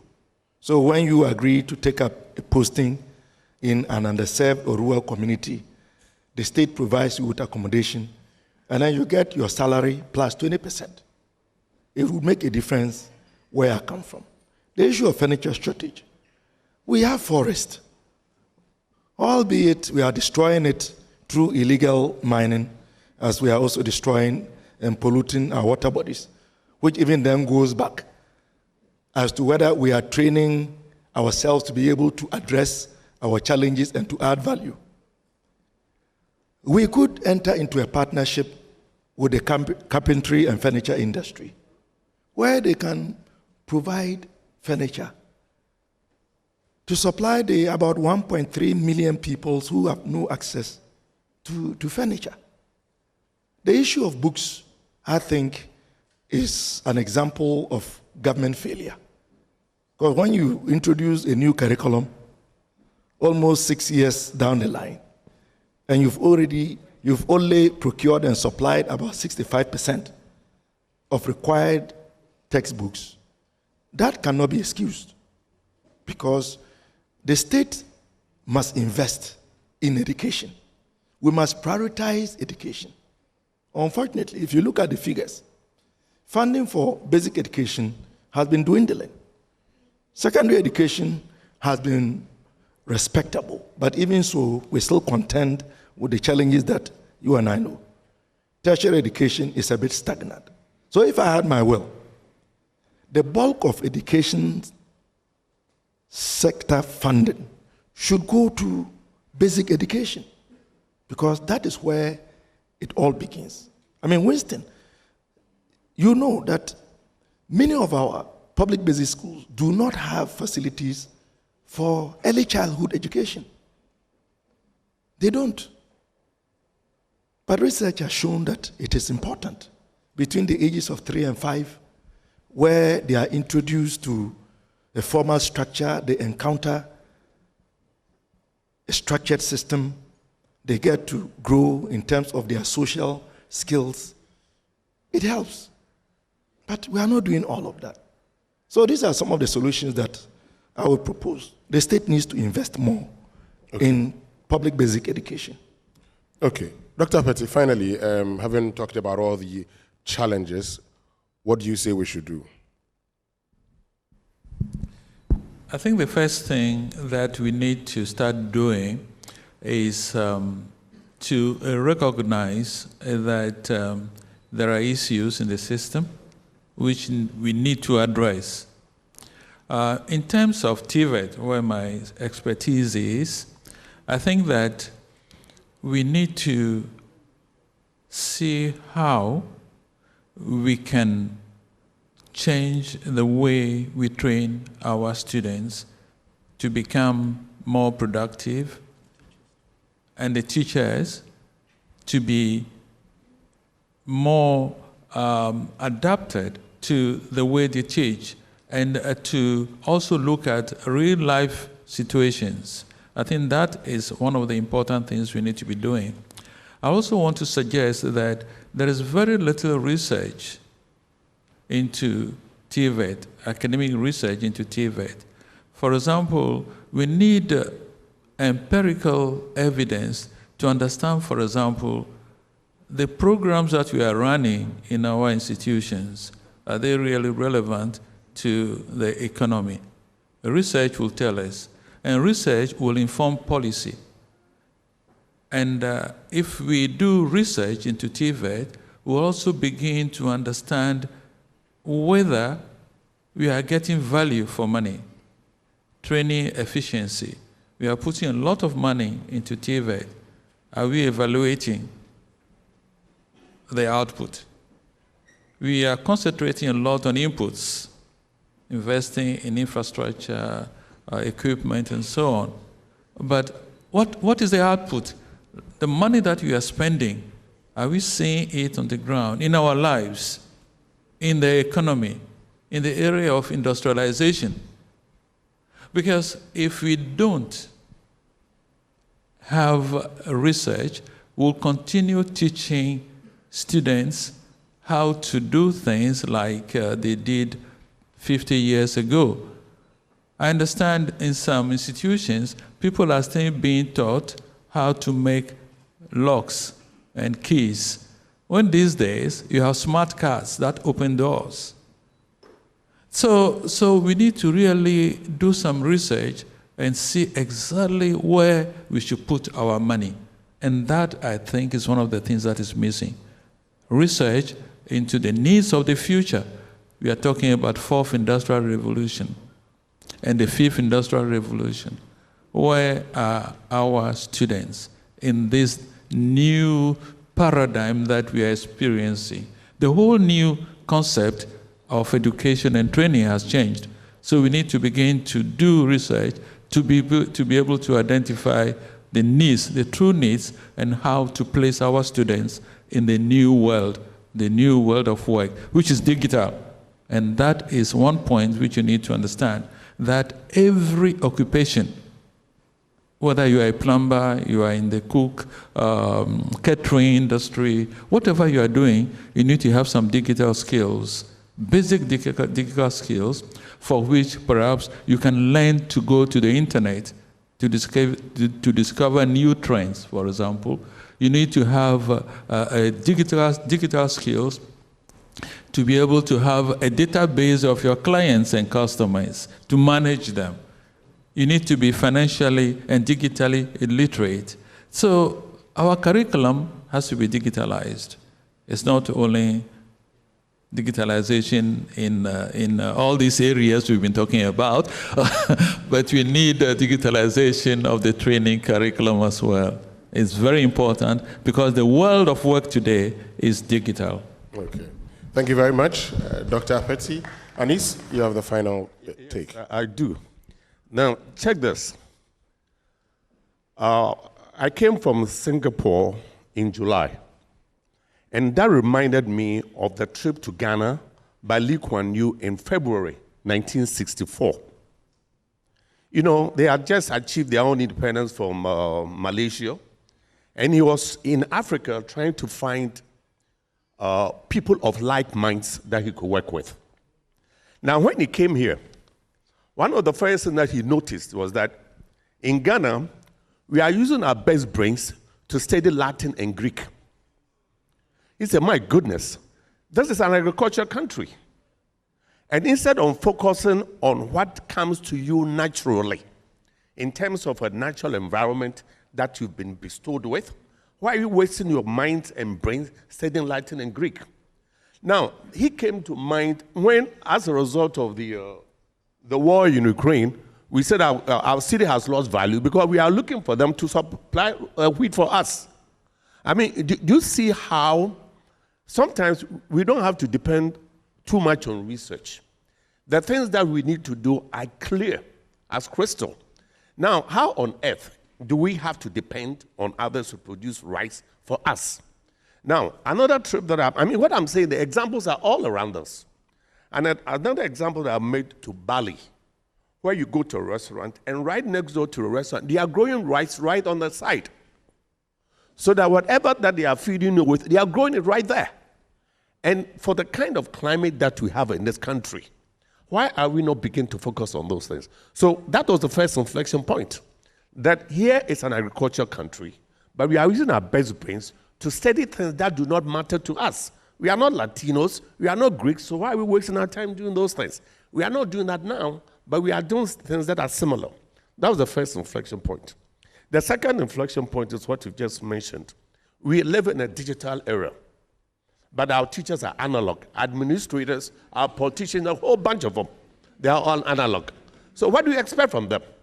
And I really want to use a personal example. I remember when I was teaching in the US, I was the only African with a staff of about 100 teachers. And the work meant a lot to me.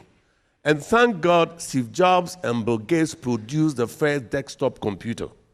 This was in the 1980s. How many of you were born in 1980s? I got my first desktop computer and it changed my life. Because now, this is the digital era. We are talking about that in 2024, but I'm talking about the 1980s. That changed my life because what it helped me to do was to develop teaching and learning materials that were equipped to train gifted and talented education students. Now, to train particular people to think, you don't get them to read chapter 1 and answer question 3 and 4. And then the next day read chapter 2 and answer question 3, 6, and 7. No, you don't do it that way. You want to begin to look at the kids that you teach and you ask yourself, who are these people who have been put at my disposal to get the best out of them? And now you begin to realize that this is the second inflection point where there's no excuse in the world where you say, I don't have textbooks, therefore I can't teach. I don't have this, I can't teach. All you need is a small laptop and a printer. There's no information under the sun that you can't get. These are the things that we want to begin to put at the disposal of the policymakers in terms of where we're going. I'm glad Baraka Policy Institute is making inroads that way. The last point I will make is this. As I travel around the world, I go to schools to see how the children are being taught. In particular schools, they have what they call the idea spaces. An idea space, and what it means is this. What is the idea that you have? What is a product that's going to come out of the idea that you have? What is a service that's going to come out of the idea you have? Or what's a solution to societal problem? And these are what the idea spaces are for.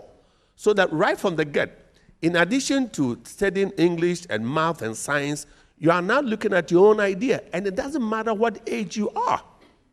Because age does not come only to someone like me. By the time it comes to me with my white beard, it's too late.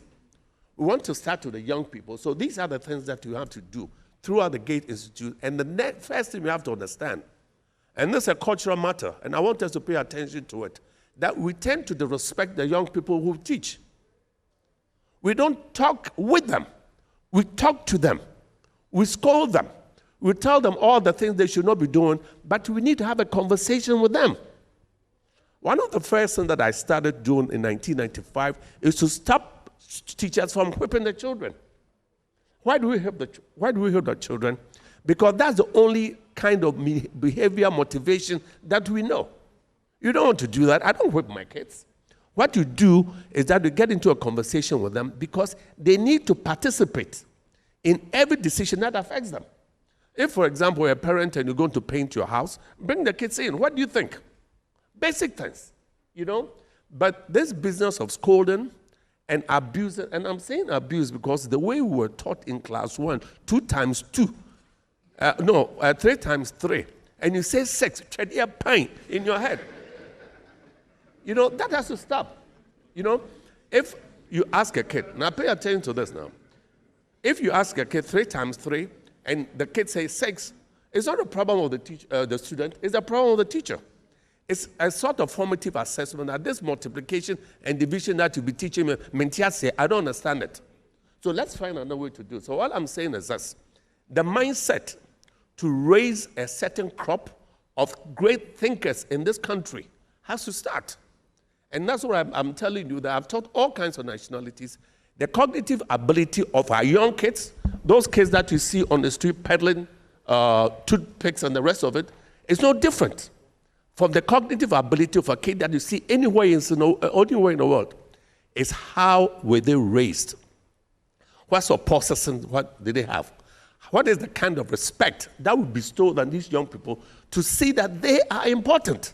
These are the national issues and the cultural issues that have to be pervaded through these discussions. Thank you very much. Thank you, Anis Hafa. Thank you. I don't get to. Oh, you want 1 minute? Yes. I am now getting energized. You're not getting just charged. a quick one. Okay, go ahead. Just a quick one.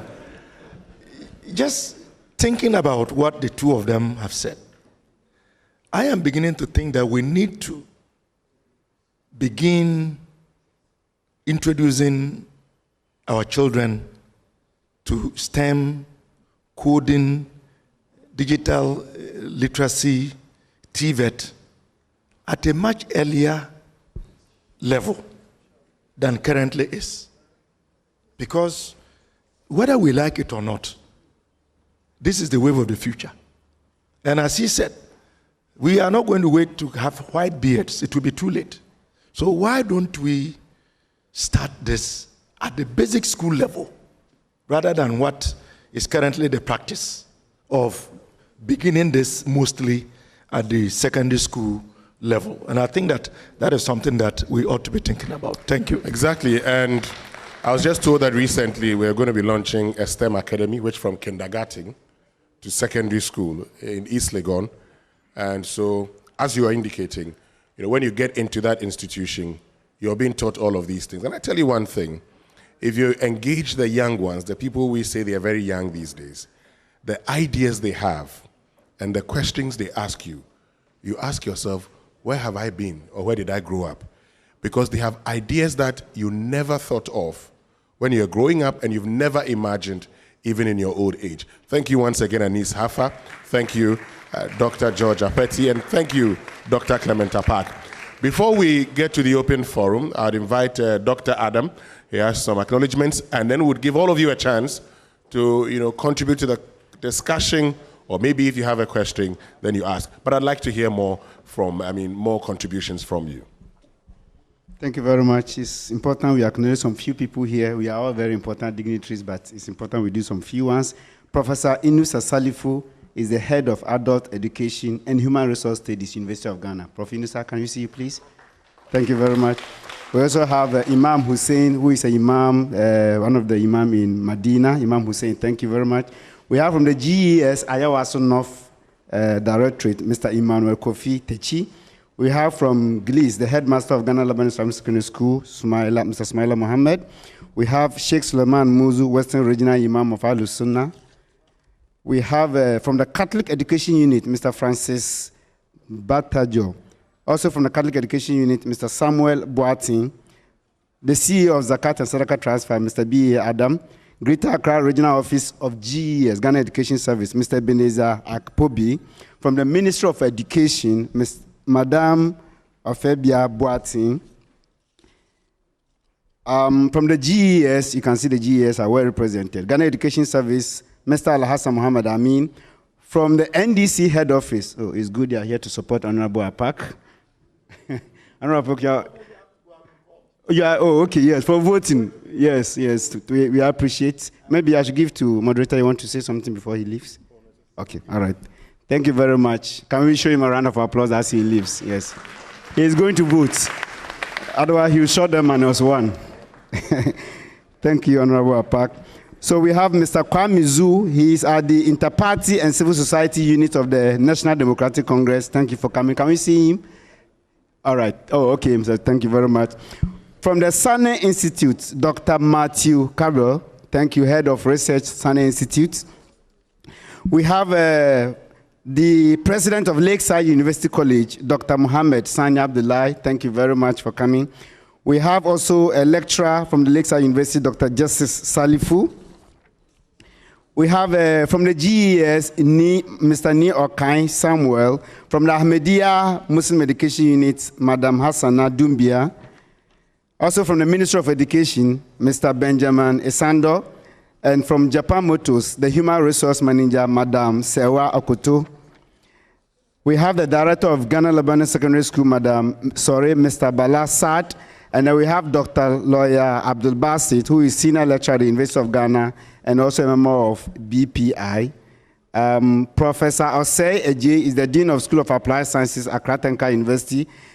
And then we also have the Headmaster of TINASCO, Mr. Abdurrahman Bochi, and then the Headmaster of GLIS. I think I've done that. Thank you very much. If you've I've omitted your name, kindly forgive me. Thank you.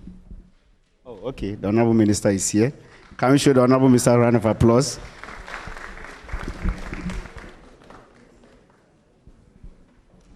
Thank you very, very much, Dr. Adam. And so, well, the Deputy Minister for Education, General Education is here, Reverend John Intim Mfojo. Intim Mfojo is here with us. Honorable Intim Mfojo, thank you very much for joining us. Please, relax a little bit. I will get to you shortly. And so now that you've joined us, let's just listen to, all of you here, having listened to the discussions. If you have any questions, comments, but I would want to hear more of your contributions by way of comments and how you think we can improve education and make it responsive to our needs as a people. So just show by hand. We'll get a microphone to you, please. Let's get a microphone to them. Oh, lots of people wanting to comment already. Okay. Yes, let's start from the back, and then we'll move forward. Thank you. Just tell us your name and where you're coming from. Then you go ahead and make your point. Okay. My name is Jibril Yakub, Lakeside University College student.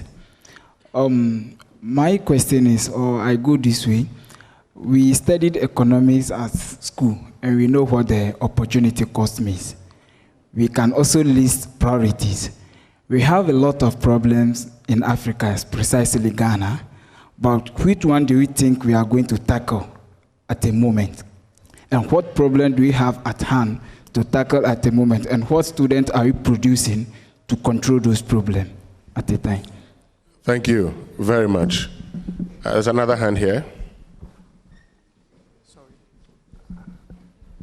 Thank you very much. My name is Kenneth Doji Anglonya from the West Coast Strategic Consult, Education Consultancy firm. Yes, listening to the panel discussions, I missed something that I think should be amplified a bit for the betterment of education. That is, we talk about the head, we talk about the hand, but we are not talking about the heart. You may be very brilliant, you may be very skillful, but if you don't know how to relate with people that you are to serve, how would you serve them? So the common core curriculum today is trying to solve that problem in general education, but how is he helping the TVET to solve that problem? Today, TVET teachers are not ready to participate in National Teaching Council continuous professional development programs to equip them to be able to meet the requirement of the learner, to help them appreciate themselves, integrate themselves into the society that they are coming from, and be able to identify the problems of those societies and prepare some solutions for them. The self-identification is not a priority of education today, and therefore there is a gap between where we are coming from and what we are learning. How do we become useful to our own society, to ourselves, and to the world at large? So I think focus should be given to this direction as well. Thank you very much. Thank you very much. Let's come forward. Chairman wants to make a point. Yes. Thank you very much, and I'm happy the Deputy Minister of Education is here. Clement has left. As I kept listening to our really distinguished panel, and they've come out with very great ideas, my mind is, who organizes education and for what purpose? And if you look at it, it would appear as if there's been no fundamental shift in the purpose of education. Education as we have it today was put in by our colonial masters who came here to run a colony. And they put in an educational system to enable them control the colony. And the number one thing was you got to learn English. Till today, English is the number one thing you have to have as a Ghanaian. And the English people needed it so that they can communicate with us. Everything else, in terms of the outcomes of education, was to train professionals who will help the colony control the people. Yet, the same colonial masters in the United Kingdom put in an educational system that developed, that was development oriented. And if you look at the number of patents and development, leading development around the world, that was from the British educational system till today. So since this British left, we, our new leaders, just moved into Government House and continued an educational system to produce people who will just be used to control and not. So until we have this fundamental twist, reshift of education away from outputs that help the leaders to control us, and then unleash the potential of the population to create and develop, everything that we have said, very beautiful, can only be tactical fixes. But they have to be at the foundation of educational policy. That we, after 60 plus years of independence, did not change the purpose of education. All we are observing is traveling around the world and knowing, seeing what people with purpose have achieved through educational policy. So I think I'm just happy the minister is here. So let's start the conversation about that purposeful shift. You know, and again, the point was, what do we pay for? It's what we get. So if we get very, very good TVET people who actually come out with products, we don't pay them well. We only pay those who talk. Professionals who talk and have nothing, those are the ones who are paid well. So naturally, people will gravitate to professions that they are paid well, even if there's absolutely no basis. And one of the things I've learned here is a comment that was made by my very good friend, that natural resources have no natural owners. Nobody should live here without remembering it. Natural resources have no natural owners. 2 weeks ago, I just went to visit a mine in a village somewhere in the Upper West region. That whole area is populated by what do you call that? Shea trees and nothing else. But underneath that was estimated 2.8 million ounces of gold. Nobody in that location who lives, in fact, there's only one family living on that land. So that's why it's important that we do not live here, and also for our policymakers to understand that natural resources have no natural owners. I'm the chairman of the occasion, and I'm going to make sure that there is no voting in this place. Thank you very much. Hey, politicians. We have cancelled each other out. Okay, anyway, let's go back there. Yes. Yes, hello. Winston, when you introduced Dr. Petty, you did not say he's the first chief inspector of schools during NIB days. Yes, my issue is on policy implementation regarding the assessment question you posed. Because as far back as 2007, when the curriculum was reviewed, Ghana introduced what we call the school-based assessment. A very good policy, but till date, and this policy has been included in the recent curriculum, the Common Core Standard-Based Curriculum, and has even been expanded, where we are placing more emphasis on formative assessments. Yet, the technical plant, our teachers, are not implementing the policy the way it should. I believe if we get implementation correct, then we will be able to pay attention to the interest and the needs of every individual learner in our classrooms. So maybe BPI should look at a research in policy implementation. That's just a proposal I want to make. But the assessment thing, if we had done it well on paper, I think Ghana got it right. Implementation has not been done very well.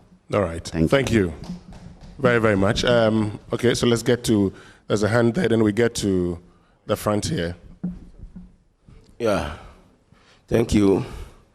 My name is Adasa Mohamed Amin. I want to find out if BPI has done something of that nature, or if not, they should begin looking at it to see whether it is feasible to have synergies, linkage between industry and education. Okay, let's come forward. Yeah, I think I would want to address the issue of assessment. Dr. Afeti said that we have tyranny of examinations in Ghana. Well, depending on where you look at it from, you could give that judgment. But then again, somebody also mentioned something about policy. I think the chairman mentioned something about our curriculum and what are our educational goals. Now, you only assess children or candidates based on the curriculum that you are given. And the curriculum that is given to you is not the entire curriculum that you can assess. There are aspects of it that you can assess. Now, the last but one speaker talked about classroom assessment, which is something that can be done very practically, so that we move away from the rote learning and the recall to a lot more application and synthesis. That is, if the teachers in the classroom are actually applying all of these domains of testing. Now, what we've realized is that because of the level, the low level of supervision at those levels, these modes of testing seem to be missing. And so everybody seems to be looking at the end product, the last examination you write. And so that is what creates the impression that some way, somehow, the children at between 2 and 3 hours should be able to reproduce everything they've learned for a period. But if what we have put in place or what the policymakers have put in place is anything to go by, then from each year you are doing classroom assessments and then you build upon that to the end of the examination, the end of the educational period. Again, we look at the kind of education we have and the things that we teach and the assessments we do. Most of it is based on the higher echelon society. We don't look at those who are at the base.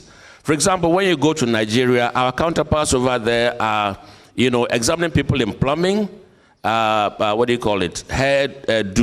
they are doing GSM, phone repair, and so on and so forth. What is the nature of this examination? What is the purpose? There are a lot of people who may not be able to get to let's say, Samsung to go and fix their phones, but go to Circle. In some corner somewhere, somebody's there. At least they are able to communicate. We mentioned digital, education. They're able to do something on their computers. And a combination of all of this will give you somebody who is contributing to the economy of our country. Thank you. Thank you very much. Yes, Kweku Kalmoni from Lakeside Technical Academy. This is for Professor Anis. As we are moving from academic to skills or technical training, they say there are 7 bodies of knowledge. There's 5 other bodies of knowledge. There's financial knowledge, so that our children, they don't go for sports betting. If you know finance, you know sports betting is not. Emotional, we talked about emotional knowledge, having heart, feelings, artistic knowledge, spiritual, moral knowledge, and finally, sportive or physical knowledge. Thank you. Thank you very much. So we'll have to move to, okay, just one person here, then we'll move to the next, line. Thank you very much. We cannot reflect on the state of education in Ghana. You didn't tell us your name. My name is Kwame Zu. I am from the Interparty and Civil Society Relations Directorate of the NDC. We, like I said earlier, we cannot reflect on the state of education in Ghana without mentioning the plethora of issues and challenges that have fraught our free senior high school system. I am glad that the Honorable Deputy Minister has arrived, and I think he has had enough rest and honeymoon. So my question is without doubt fit for purpose and at the right time. There has been calls for us to decentralize the procurement of consumables, specifically food, because over the period we have seen many challenges that confront the feeding of our children in our various secondary school campuses. What is your perspective, Mr. Honorable Deputy Minister, on the call for the decentralization of the procurement of food staff for the free senior high school program? Thank you very much. Thank you very much, Kwame. So let's go to the next group. Yeah. Thank you very much. I'm Maria Nikwe Kote. I'm with Tenasco. I want to find out, why do we keep training students with skills that those who employ them are looking for that we don't give them? And then we want to industrialize our country. We don't need to reinvent the wheels. There are best practices all over the world. What's preventing us from implementing some of these good examples we see across the world? And also, what happened to our L1? We keep using English. So I want to find out from the Deputy Education Minister. Okay, thank you very much. I think there's a hand at the back. Yes. Thank you. My name is Sarah Morrison from Accra Technical University. My major concern has got to do with the privileged and the less privileged giving the same assessment to rights. I think one of our panelists made mention of the fact that we should go back to the basic. We all know that if the fundamentals are weak, everything collapses. So the educational policy holders, I will encourage that the TVET we are talking of, the digitalization and all that, it all boils on the fact that we need light. Somebody will be in Accra, the person has access to electricity, water, good teachers, what have you. Somebody will be in the village, no water. The person has to get up, go and search for water, no light. And at the end of the day, they write the same exams. And I think we need to look at the foundation, the basic, the rural areas, and try to bridge the gap between the privileged and the less privileged. Otherwise, we should have different criteria for assessing them. Thank you. Thank you very much. I think there's another hand there. Yes, then we move to the next group. At this point, after this line, would come to the panelists would address the questions. Then we move to the last group. Yeah. All right. Thank you very much. My name is Christian Eda. I'm here with the WASCO Consult. Everyone knows that anybody who is hungry will be angry. So a hungry man is an angry man. Okay. Now, I want to find out, since the Deputy Minister of Education is here, I don't know what comes. That is very important we are here. That Baraka Policy Institute. I don't know what comes to mind when they were bringing out the free SHS policy. Now, one of the things which I was so happy about is that they said it comes with free hot meal a day. I'm not concerned about the type of food that is given. But my issue is that why do you jump from basic school straight away to SHS to go and feed them? Whilst those ones here, the foundation, who are supposed to eat, we leave them, jump all the way to senior high school, feeding them. And then we feed basic 1 to 6, jump and go to senior high. I don't know what thought came into this. So, Doc, Deputy Minister, I'll be happy if you can give some clarity on this. But again, to Dr. Park, I want to find out from you, if you guys, assuming you are giving the nod to come into power, will you consider feeding the JHS student? Thank you so much. Thank you very much. So we'll come to the last group over there, but Honorable Deputy Minister for Education, I see you have a lot of questions to answer. They're going to respond after that, right? Please go ahead, pick the microphone. It's very close. That's the microphone. Okay, just make your point and then you can go ahead, yes. Thank you very much, Winston, for the opportunity, and I must at the outset thank Baraka Policy Institute under the able chairmanship of His Royal Highness Nile Hassan Andani, and I'm very grateful also to be here with very distinguished experts in education and very, very dear friends. Dr. Anis Afar is a colossus when it comes to the education sector and the impact he has personally put in and is still doing. Dr. Afeji is a man of many contributions, and that is why Winston can easily forget one or two of the great things he had done previously.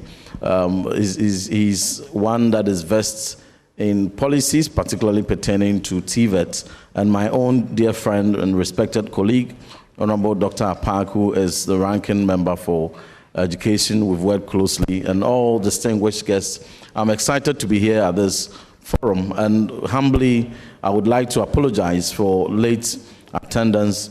Today is the second day of our recall, and there were a number of issues that I was standing in for the Minister for Education to present, because today is the last day for those papers to be presented, and as soon as I was done, I had to rush here. So I have deep respect for this forum, and my coming in late is no prejudice to the respect I have for the forum. And I'm excited within a few minutes to associate with a lot of the concerns that have come. Chairman has made some very important observations.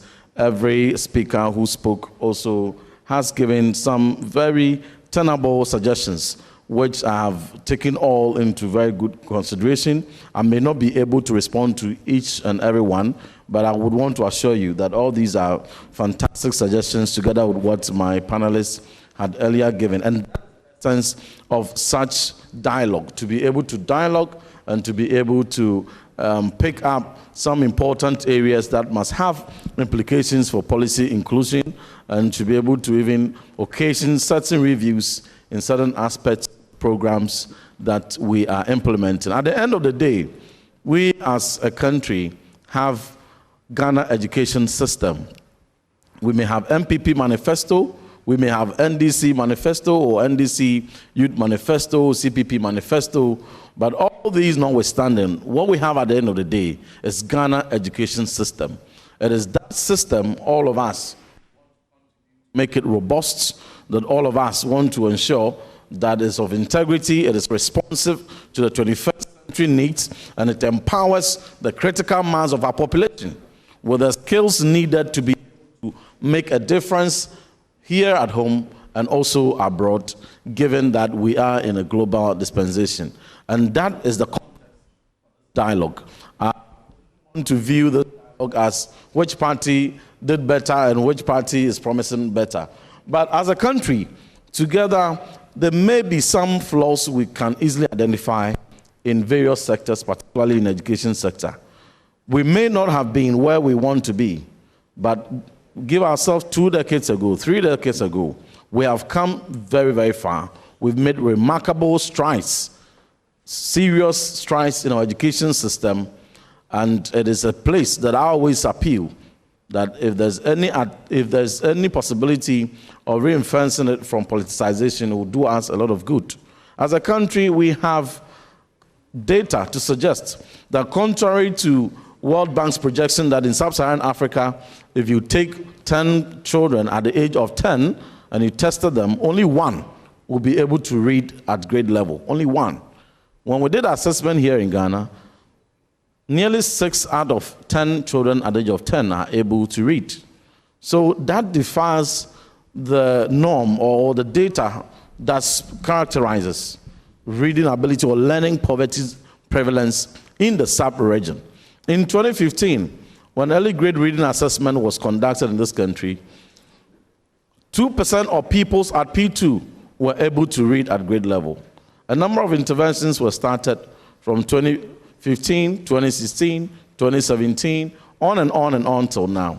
We did a recent survey, and that indicates that there's been an improvement from 2% to 38%. But what do we do as a concern?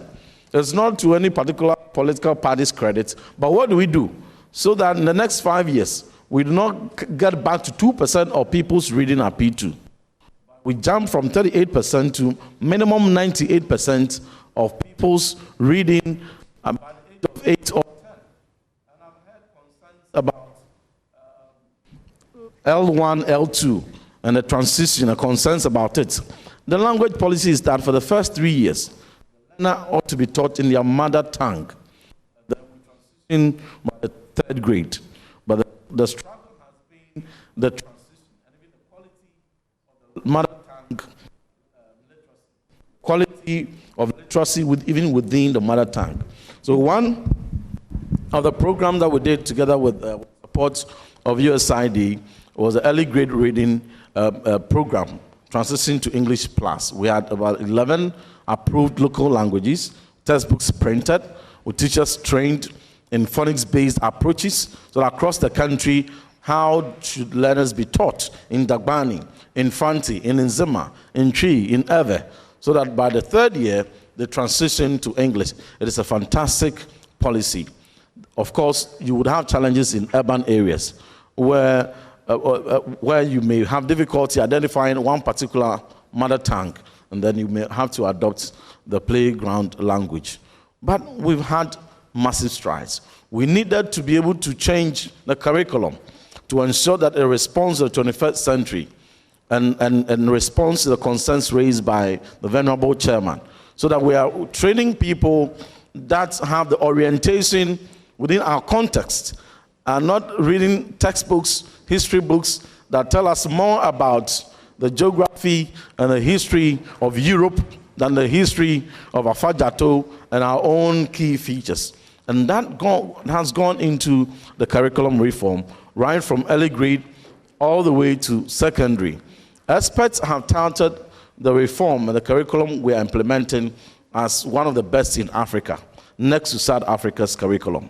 That is what experts have the opinion of experts. So right from grade 1 all the way, even kindergarten, all the way to GHS 3 and SHS 3, we are introducing the concept of critical thinking, creativity, problem solving, communication, and collaboration.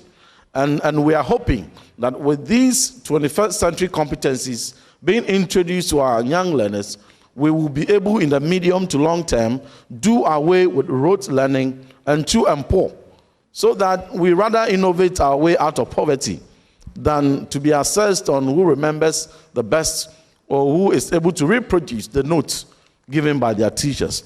We have also seen a wave of creativity and innovation sweeping across the length and breadth of our country. The excitement is that even non-state actors are not left out. Private schools have embraced that wave of innovation. You see private schools, public schools organizing themselves, sometimes even not within the context of the nationally organized competitions or the state-sponsored international competitions.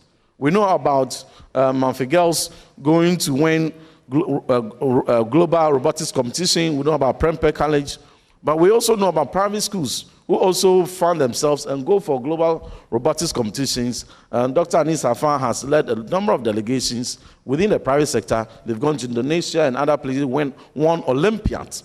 So it shows you that the whole country is embracing these practical learning policies. They are embracing STEM right from foundational levels. The creativity is being introduced. So we want our children to be able to solve problems. Recently, I led a team. The oldest among the team I led to the president was about 14 years. And they were all girls within our public sector who had come up with an invention that is able to save persons living with disability from being knocked down on busy roads. So children can easily cross busy roads into schools. Locally made material, a traffic light system that is disability responsive was innovated by them.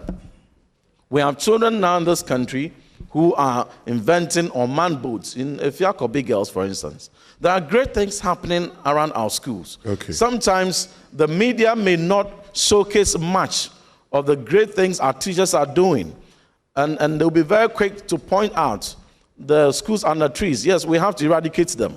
They will point them out, but they may not point out that over 2,000 schools that in the past medium term have been eradicated from under trees that various governments had undertaken.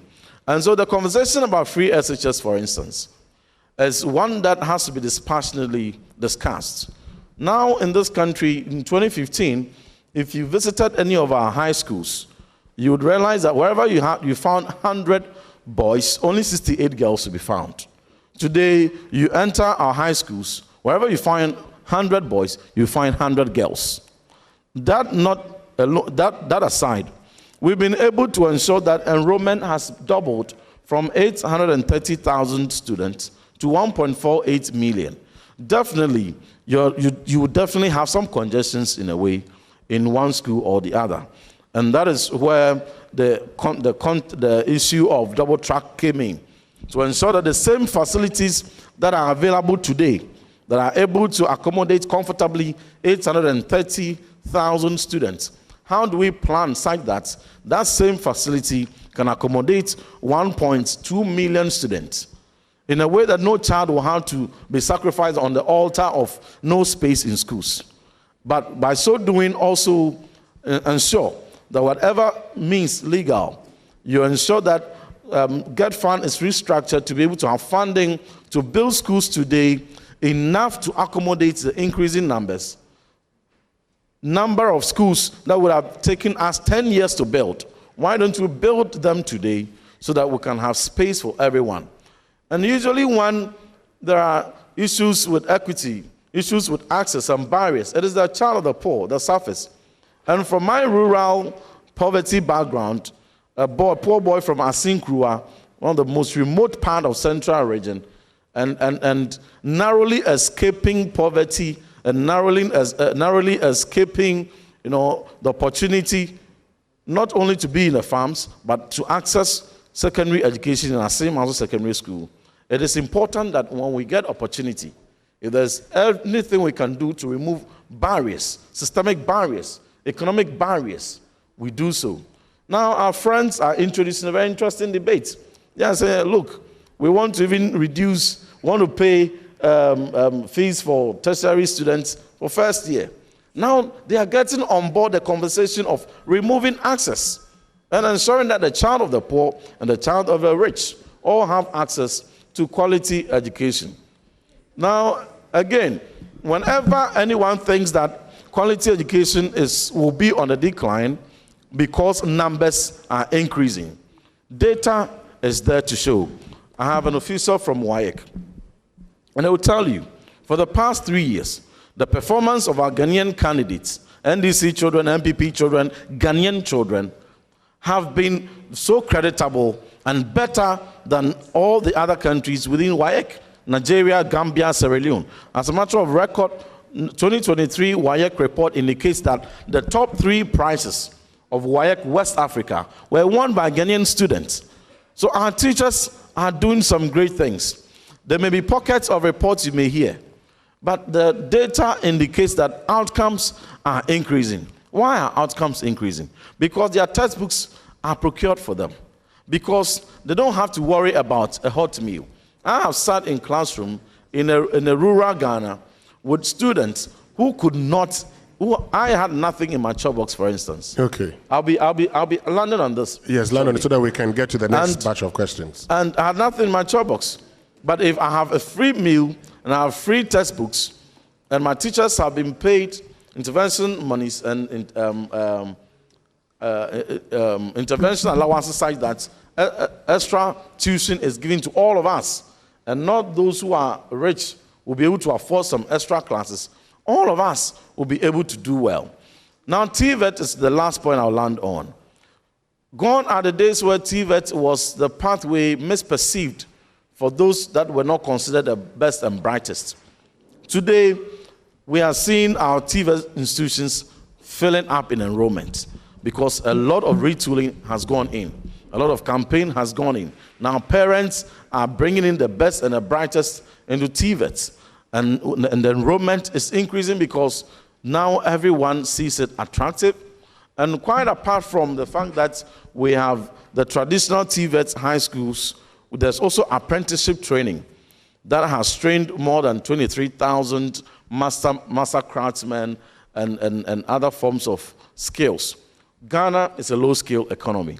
And so all these are targeting a population that will ensure that we don't only talk about grammar, but we talk about TVET, we talk about STEM, we talk about contemporary skills that are needed to make a difference. And we gradually will be moving away from the 60% humanity and 40% science at the tertiary. We will build the base dominated by TVET and STEM and sciences, and that will automatically reflect at the tertiary. And so we thank everyone's contribution. We've taken all in good faith, and we hope that by the next policy dialogue, we'll have much more sterling outcomes as a country to celebrate. I thank you. Thank you very much. Before we get to the other panelists, let me just take the last batch of questions so that once I get to you, we wrap it all up. So let's go to the other side. Yes. Just show by hand, and the microphone will be given to you. Then you can ask your question. All right.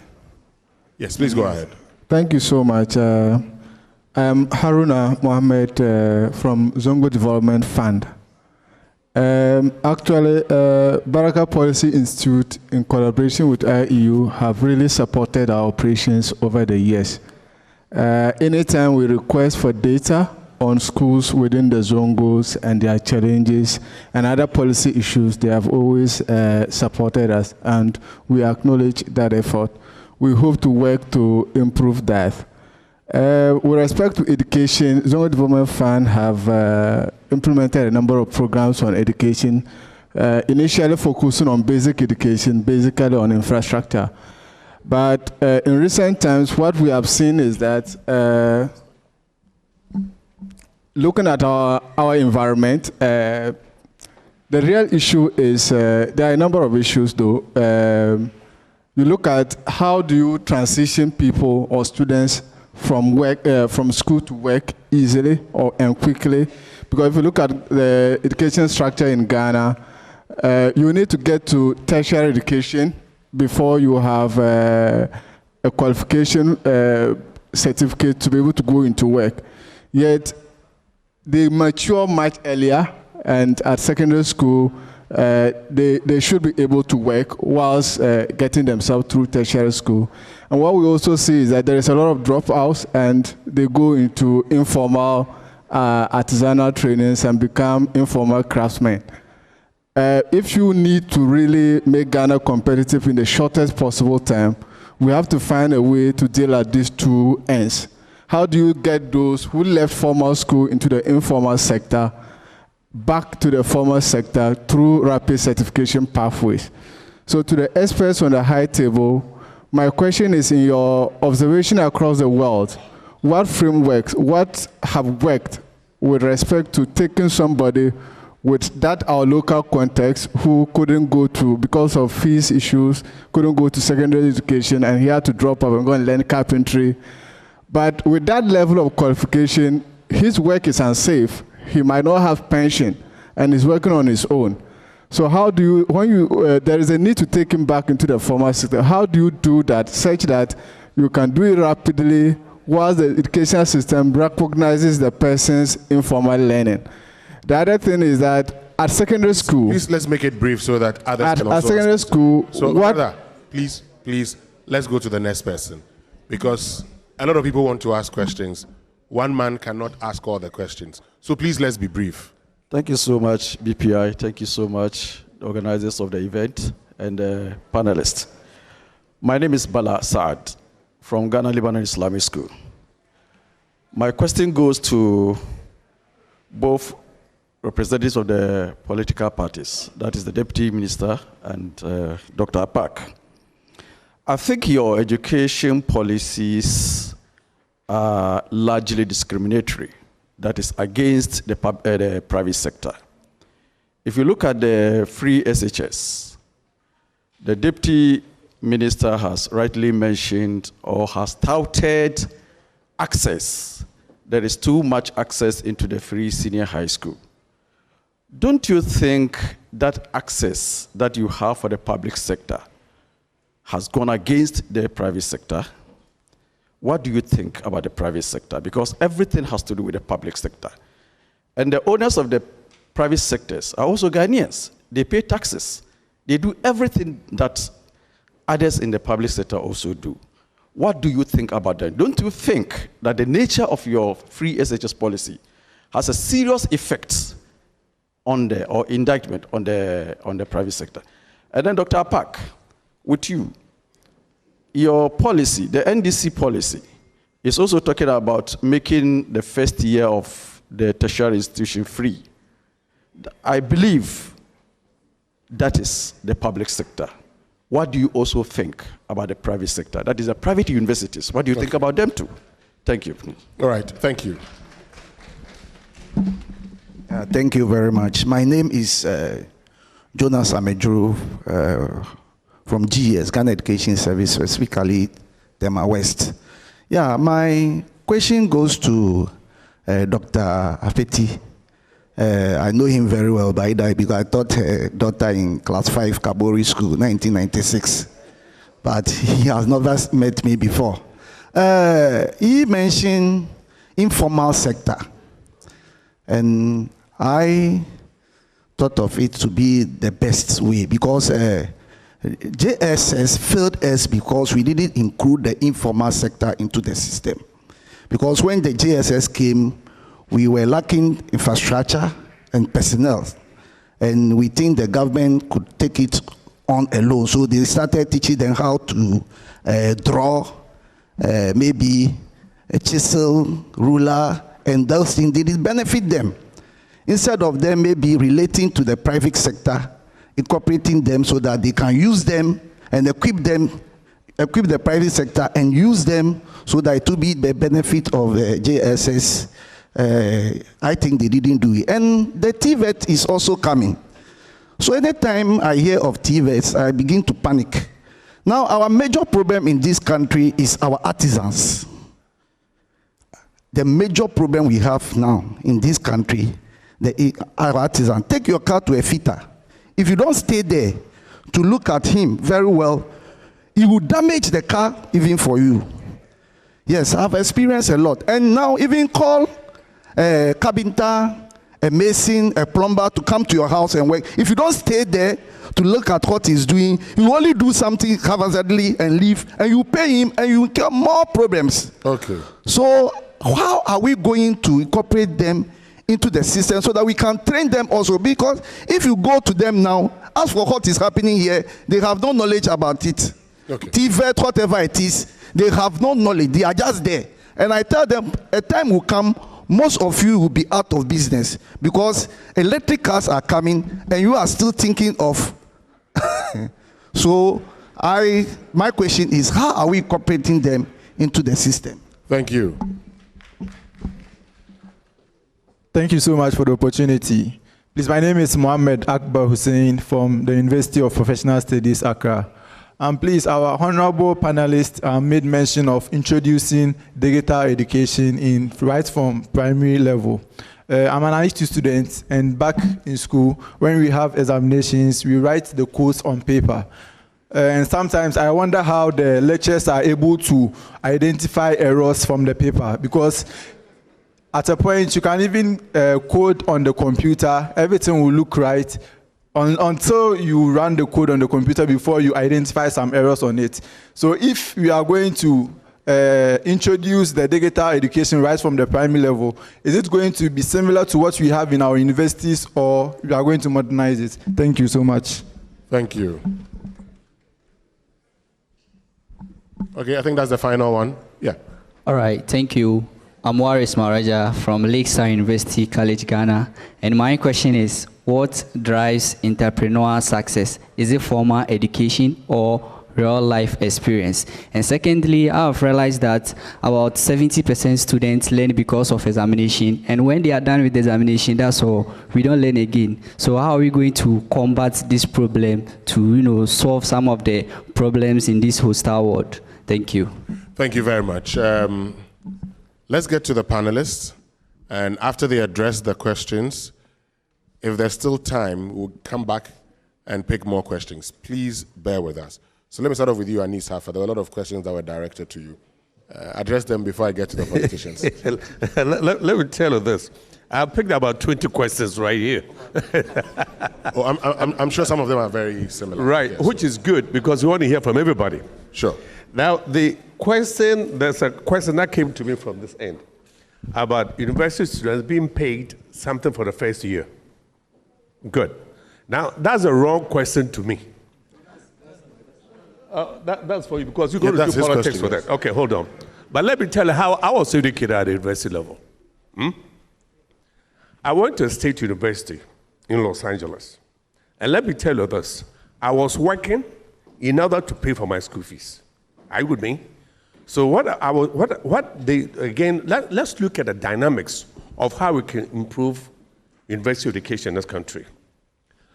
The opportunity that I had is that you can take all your classes on Tuesdays and Thursdays only, or on Wednesdays, Fridays, on Mondays, Wednesdays, and Fridays only, or you can take your class on the weekend. The reason is that you need to work. Are you with me? When I speak about the world of work, that is what I mean. I never had the luxury of having someone pay my school fees for me, or having a political mandate that in my first year, I wish you had done that for me when I was in university. But that's a political talk. It doesn't work. All I'm saying that from my experience, the world of education, the world of work is one of the most important things. Look, I was learning more from the work that I was doing than the academics that I was studying. And also when you combine the two, then you begin to see yourself as one discipline, because you have to set up a timetable. You have to set up a schedule where you account for every hour of the day that you spend. So I look at a system of education here, where a person is invested for 4 years, and the question is this: what are they studying in those 4 years? Lecture in, lecture out. I'm glad I wasn't educated that way, because if you start lecturing me, I will sleep. Somewhere along the line, I have to see how I can connect the lecture to something that I'm doing that is useful. And let me make it the last point too, so that others can begin to address these questions here. My first year in a community college, I took Accounting 1. Are you with me? The second semester, I took Accounting 2. So at the end of that year, I had a skill. So I was working in an accounting office, doing bookkeeping. I didn't wait for the 4 years because I have starved to death. Because I have to pay my school fees. I have to pay my rent. I have to find ways to get to school. So all I'm saying is this: the boarding schools that were introduced to us in Africa, we have to begin to question it. Because it's a privilege. If you were to go to a boarding school in the UK, you'll be surprised how much you pay for it. If you were to go to a boarding school in the US, you'll be surprised how much you pay for it. So all I'm saying is this. Human beings are made to work. That is why I gave the instance of teenagers who are working. And what for those who are not here, teenagers in JHS2 who set up canopies in the community to test the blood pressure of young people. Because what they've done is that they've taken an extract from the curriculum and then applied it in real life. Are you with me on this one? That is education. Anything else is something else. And I also gave the instance of the International Baccalaureate, the IB program, where young people do creative activities to make some money, to buy cement, sand and stones, and they go to the villages to build school for the kids there. That is education. This business of us, lower primary, how many years do we spend there? Let's do the mathematics now. Lower primary, how many years do we spend there? Upper primary, how many years do we spend there? How many years is that? And then JHS, how many years? And senior high school, how many years?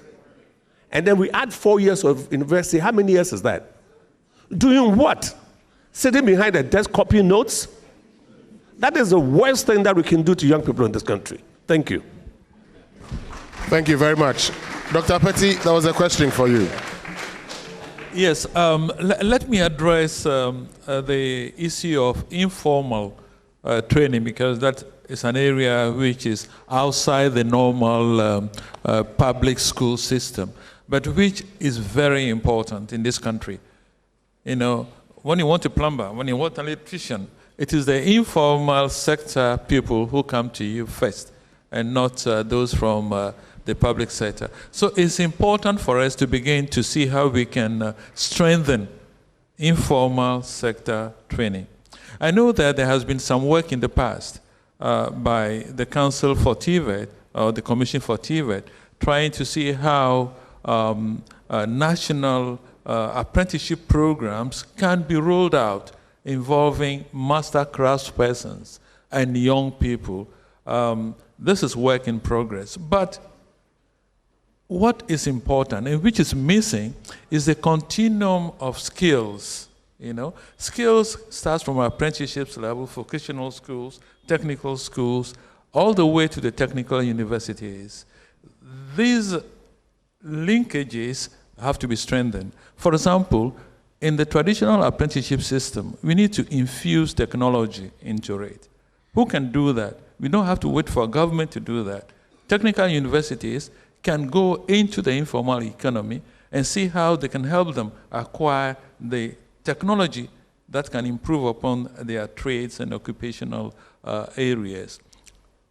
Your car, these days, you can use digital diagnostic tools to detect faults which can be repaired. But somebody has to go in there to the informal economy to teach these very hardworking guys how to use these tools. And that is why I think the linkage between the apprenticeship, vocational, technical universities has to be developed. The next thing that perhaps is important for us to understand is that it's not only about access. I've heard a lot about access and so on. Fine, access is improving, but it's also the equity of learning outcomes. You know, people in the big cities, they have well-endowed facilities, so learning outcomes may be higher than those in the rural areas, because sometimes you have disparities in the geographical distribution of learning facilities. So that's an area we have to also look at. When you talk about the individual, the education for an individual, but this is where sometimes I disagree with those who think that some subject areas are useless. It's not. I think that journalism, ethical journalism, is useful because it tells us more about the society, and issues that arise can be very well debated and discussed if you have people who are well trained in journalism. So journalism is not unimportant. Geography is not unimportant. Because if you learn geography, Ghanaian geography or whatever, then we begin to understand our place in the world. Where are you in this world? The rivers that are being polluted, where are they? I think these are also important. History, archaeology, it tells us where we are coming from. So that is also important. You see, the issue is having a balance. That is a major issue we have in our education system, having a balance between all these, I would say, non-productive courses and the real technology-oriented courses. We have to have a balance because empirical data exists to show that countries that have prioritized technical education are making far more economic progress. Germany, 55% of young people, 18 to 25%, are in technical and vocational education. Austria, the figure is 75%.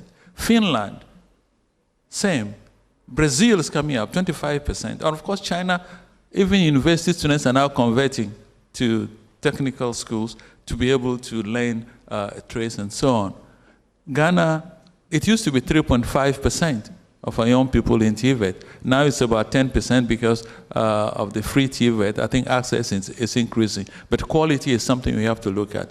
So to sum up, so that others may have the opportunity to talk, if you want to look at why we seem to have problems with young people getting educated and not getting jobs, it's simply because there is this absence of linkages between the employment market and the education and training market.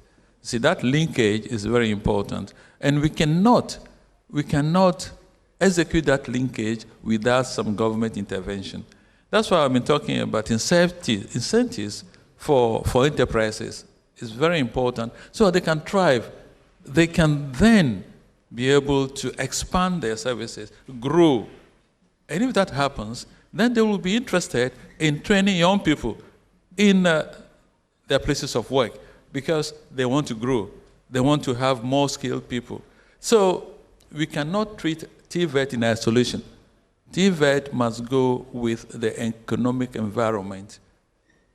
And it's a catch-22 thing.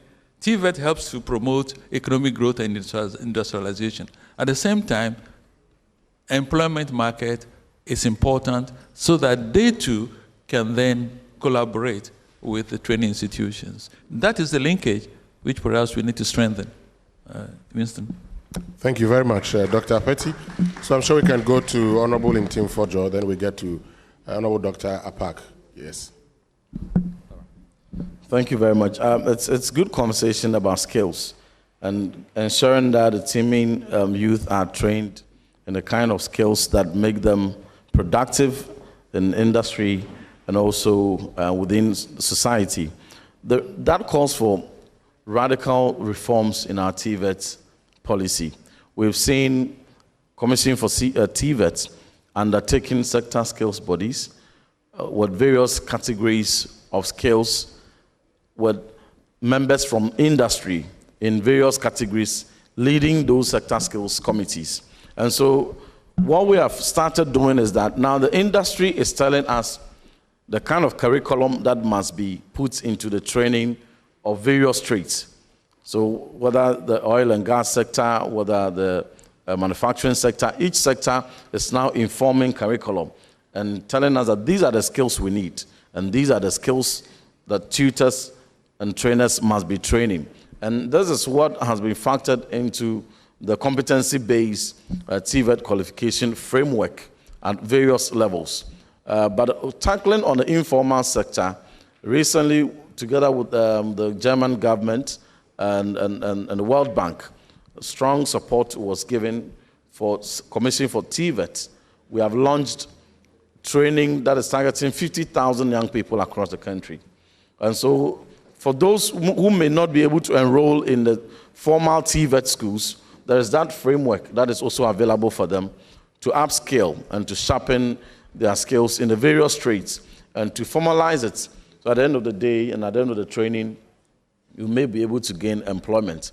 There was a concern about the private sector and how free SHS impacts on private schools.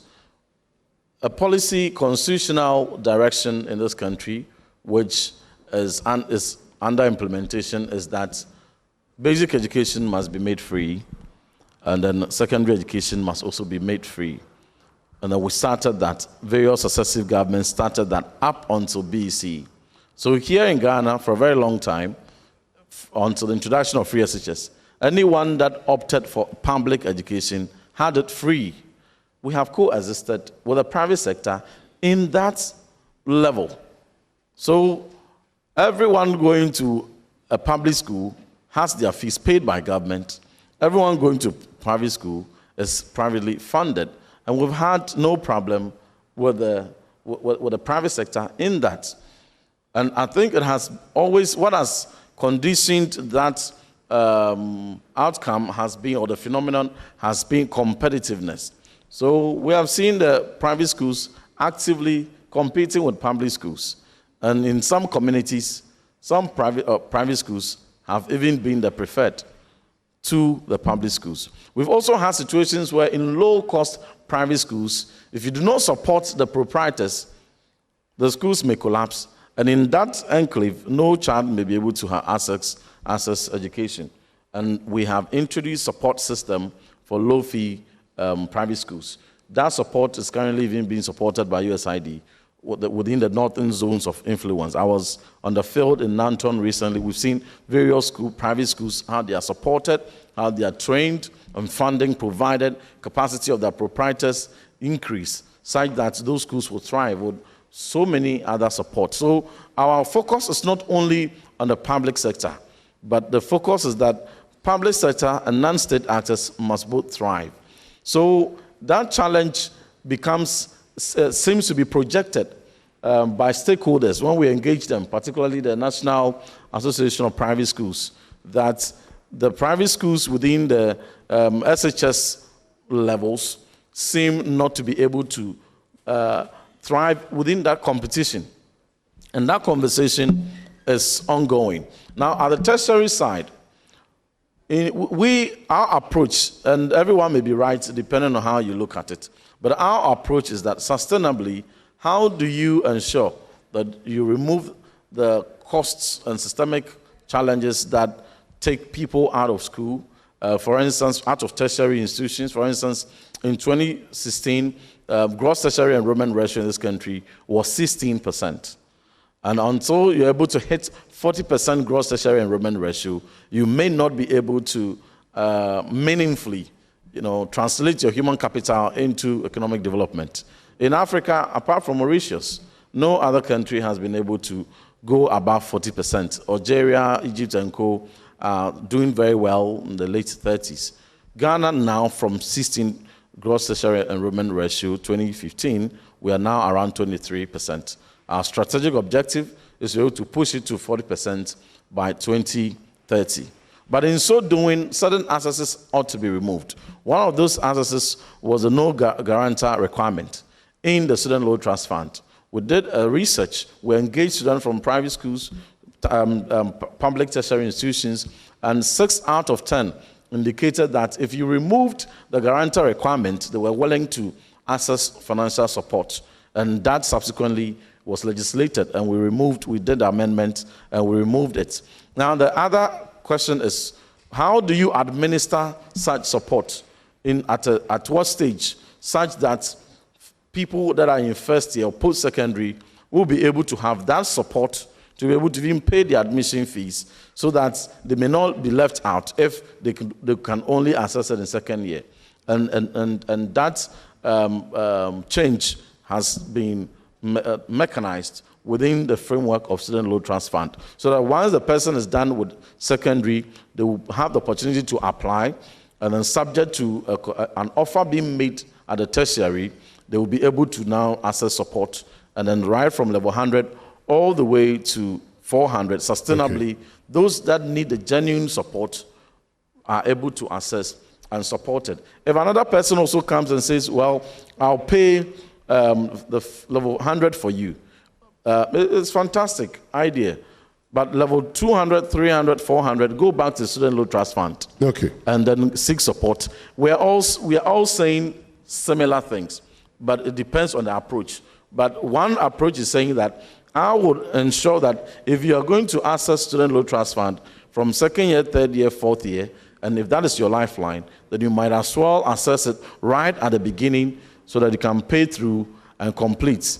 Okay. And then another person says, I'll pay the first one free for you, but you still have to come back and fall on student loan trust fund. So these are the similarities in the policy proposals both parties are putting forth. Thank you. Thank you, Honorable Intim Fojo. Dr. Park, you have the final word. Thank you. Thank you, Winston. I think I had 2 questions, but for the sake of time, I would be as snappy as I can. There was a question about feeding and why decisions have been made to feed students in secondary school when we are not feeding those in the basic system. You mentioned the issue of a hot, nutritious meal. But I think that is more to the school feeding program, which is supposed to provide 1 hot, nutritious meal a day for peoples in deprived and underserved communities.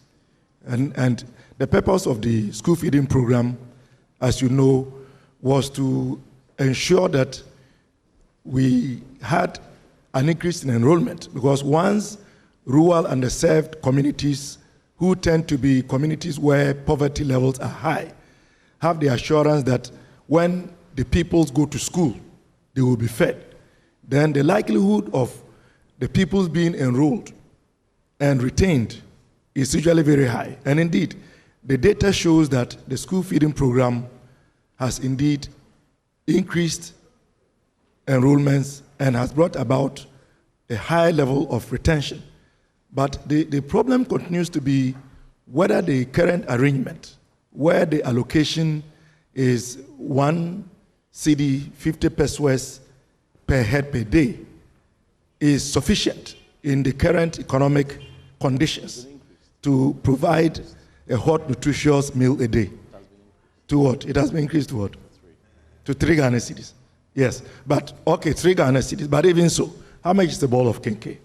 How much is a boiled egg?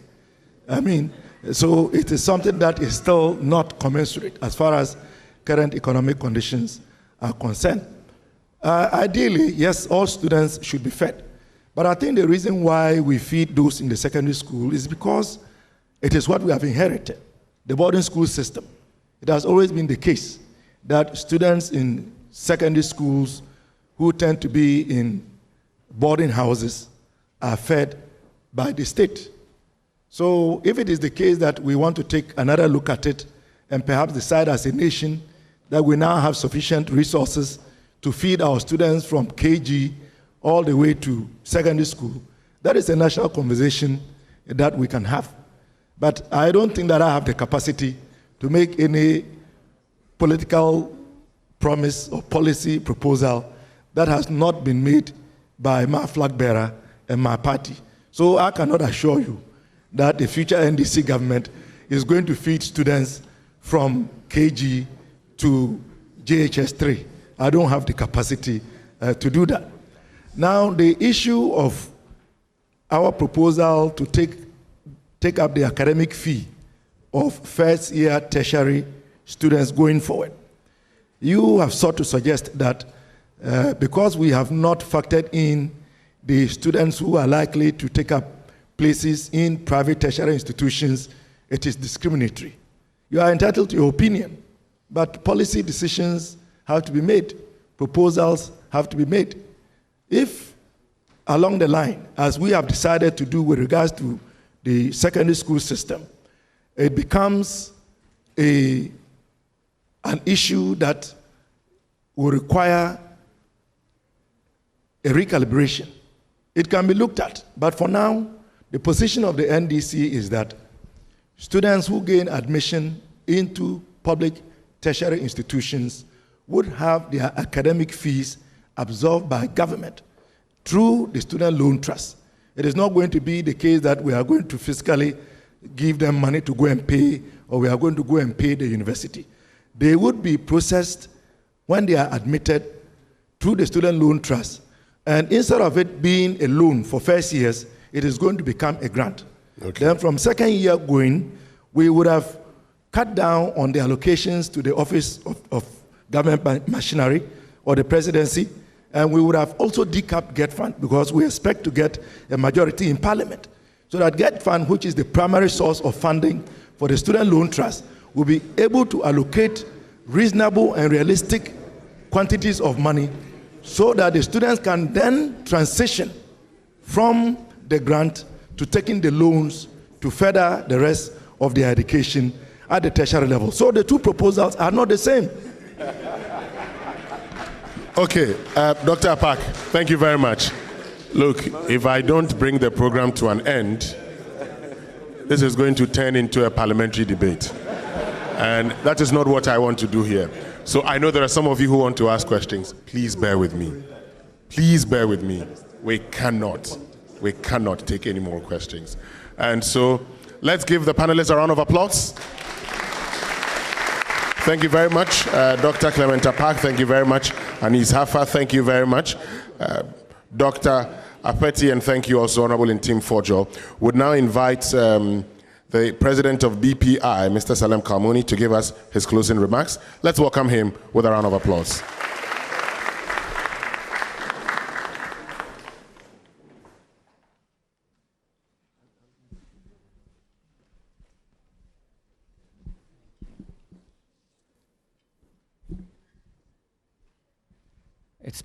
It's been a long afternoon and a cold one in this room.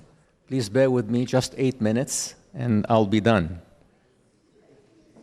Mr. Chairman, Na Andani, Honorable Minister of Education, Deputy Minister of Education, Honorable Members of Parliament, distinguished panelists, invited guests, the media, ladies and gentlemen.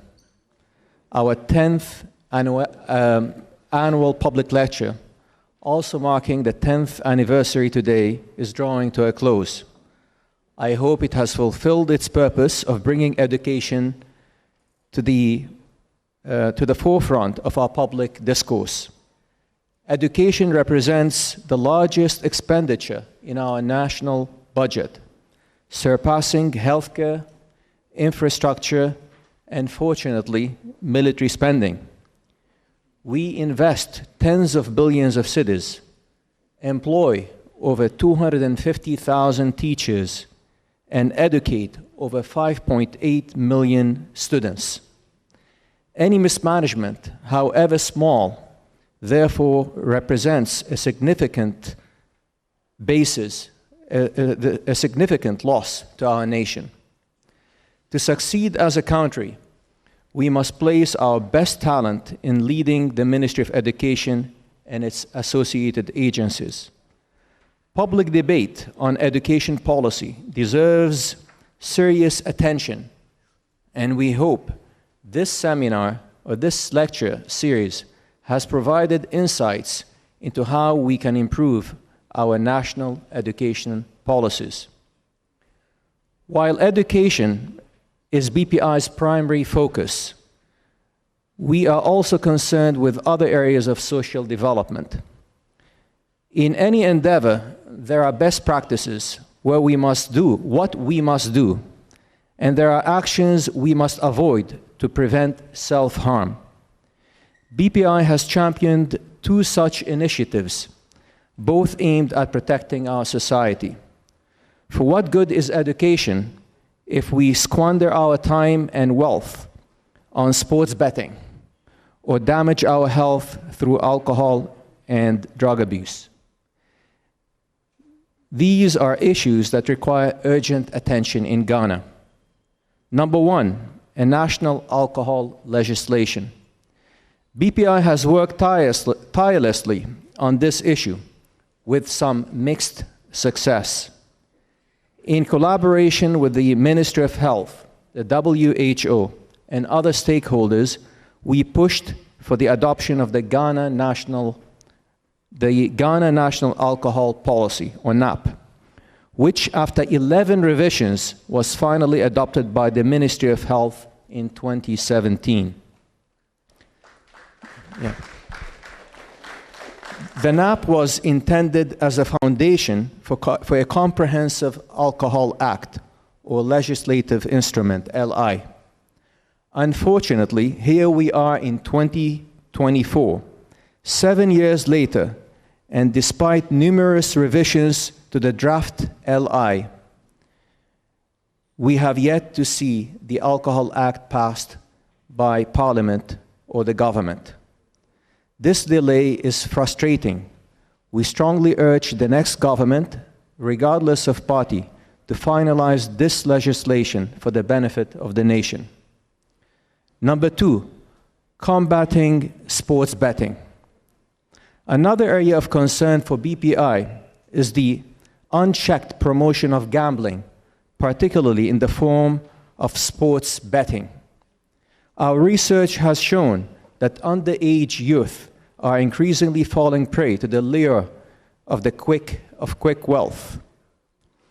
We have found sports betting billboards next to schools and have identified children in betting parlors. There is a relentless flood of advertisements promoting sports betting, but who is warning of its dangers? Accra is inundated with these billboards. Yet when I visited cities in Istanbul, like Istanbul in Turkey, or Toronto in Canada this year, I saw none. This highlights how far behind we are in controlling this issue. BPI welcomed the Ministry of Finance's introduction of a 10% tax on sports betting winnings last year. This tax, like others imposed on harmful practices, is a so-called sin tax meant to discourage unhealthy behaviors while raising government revenue. For example, we did our research here in Ghana, and tobacco is taxed at 116%. Alcoholic beverages are taxed between 110% to 116%. So the question is a 10% tax on gambling too much to ask? We do not think so. That's why we were shocked when media reports last month suggested that both the NDC and NPP presidential aspirants pledged to scrap this betting tax. Are they responding to the demands of the youth, or are they catering to the wealthy sports betting companies?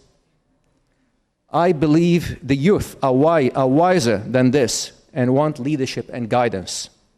This calls for more leadership and not pandering to the impulses of the immature. BPI recommends that the government increase the tax on sports betting winnings to 50% from the current 10%.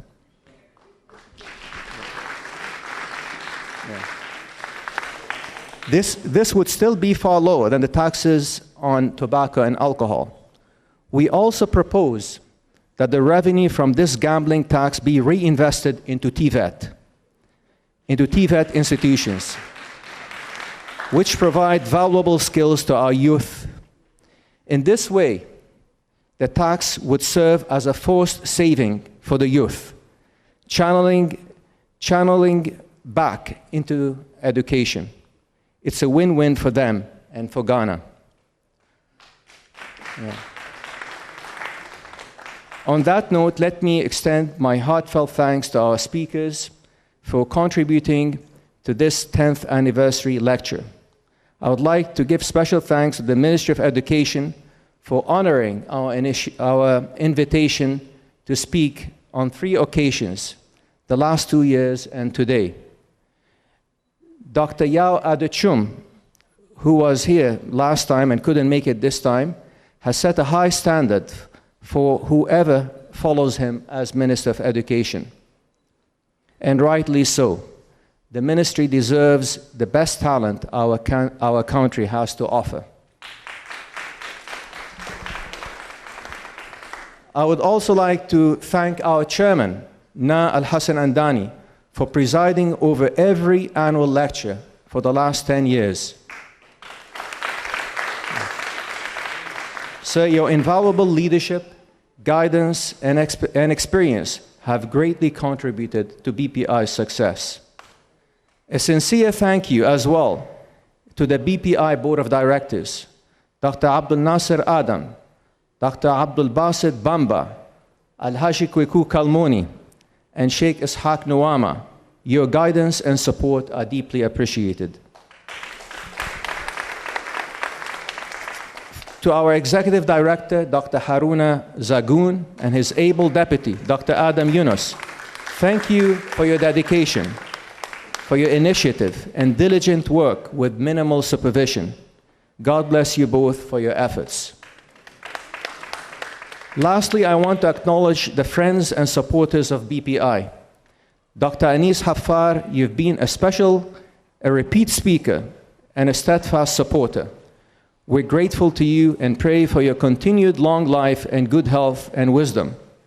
Dr. Anis Haffar has a weekly article in Daily Graphic for some 20 years plus. We pray that your pen never stops flowing. Yeah.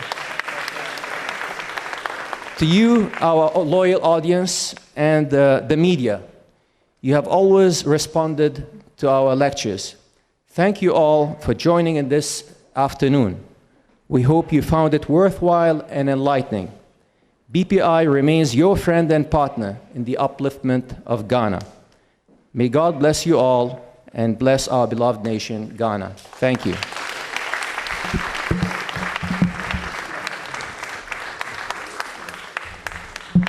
Thank you very, very much, Mr. Salem Kalmoni, who is president of BPI. Dr. Adam would invite him to give us some brief announcements, and then we'll have the closing prayer so we can all depart. Thank you. Thank you very much. Please, after we leave here, we entreat our special guest to exit from this door to have some final discussion. I think we didn't have time to complete the business. So we want to go there and then have some final discussions. Thank you very much to all of us. We exit from here and we have some little refreshment for you. Thank you very much. I know there are some of you who are interested in the final discussion. Anyway. So it's time for the closing prayer. I would invite Mr. Jonas Amedro, who's with GES Tema West Education Directorate. Let's welcome Jonas Amedro.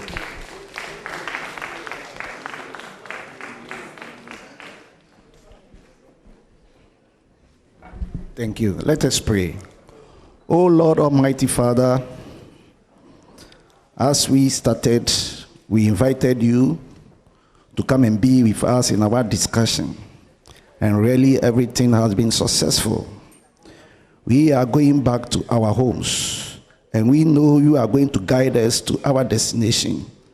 As we are living here, Father, be with us, lead us, take us through all things so that we will arrive safely in our home. In the name of Jesus Christ, I pray. Amen. Amen. Thank you very, very much. My name is Winston Amoa.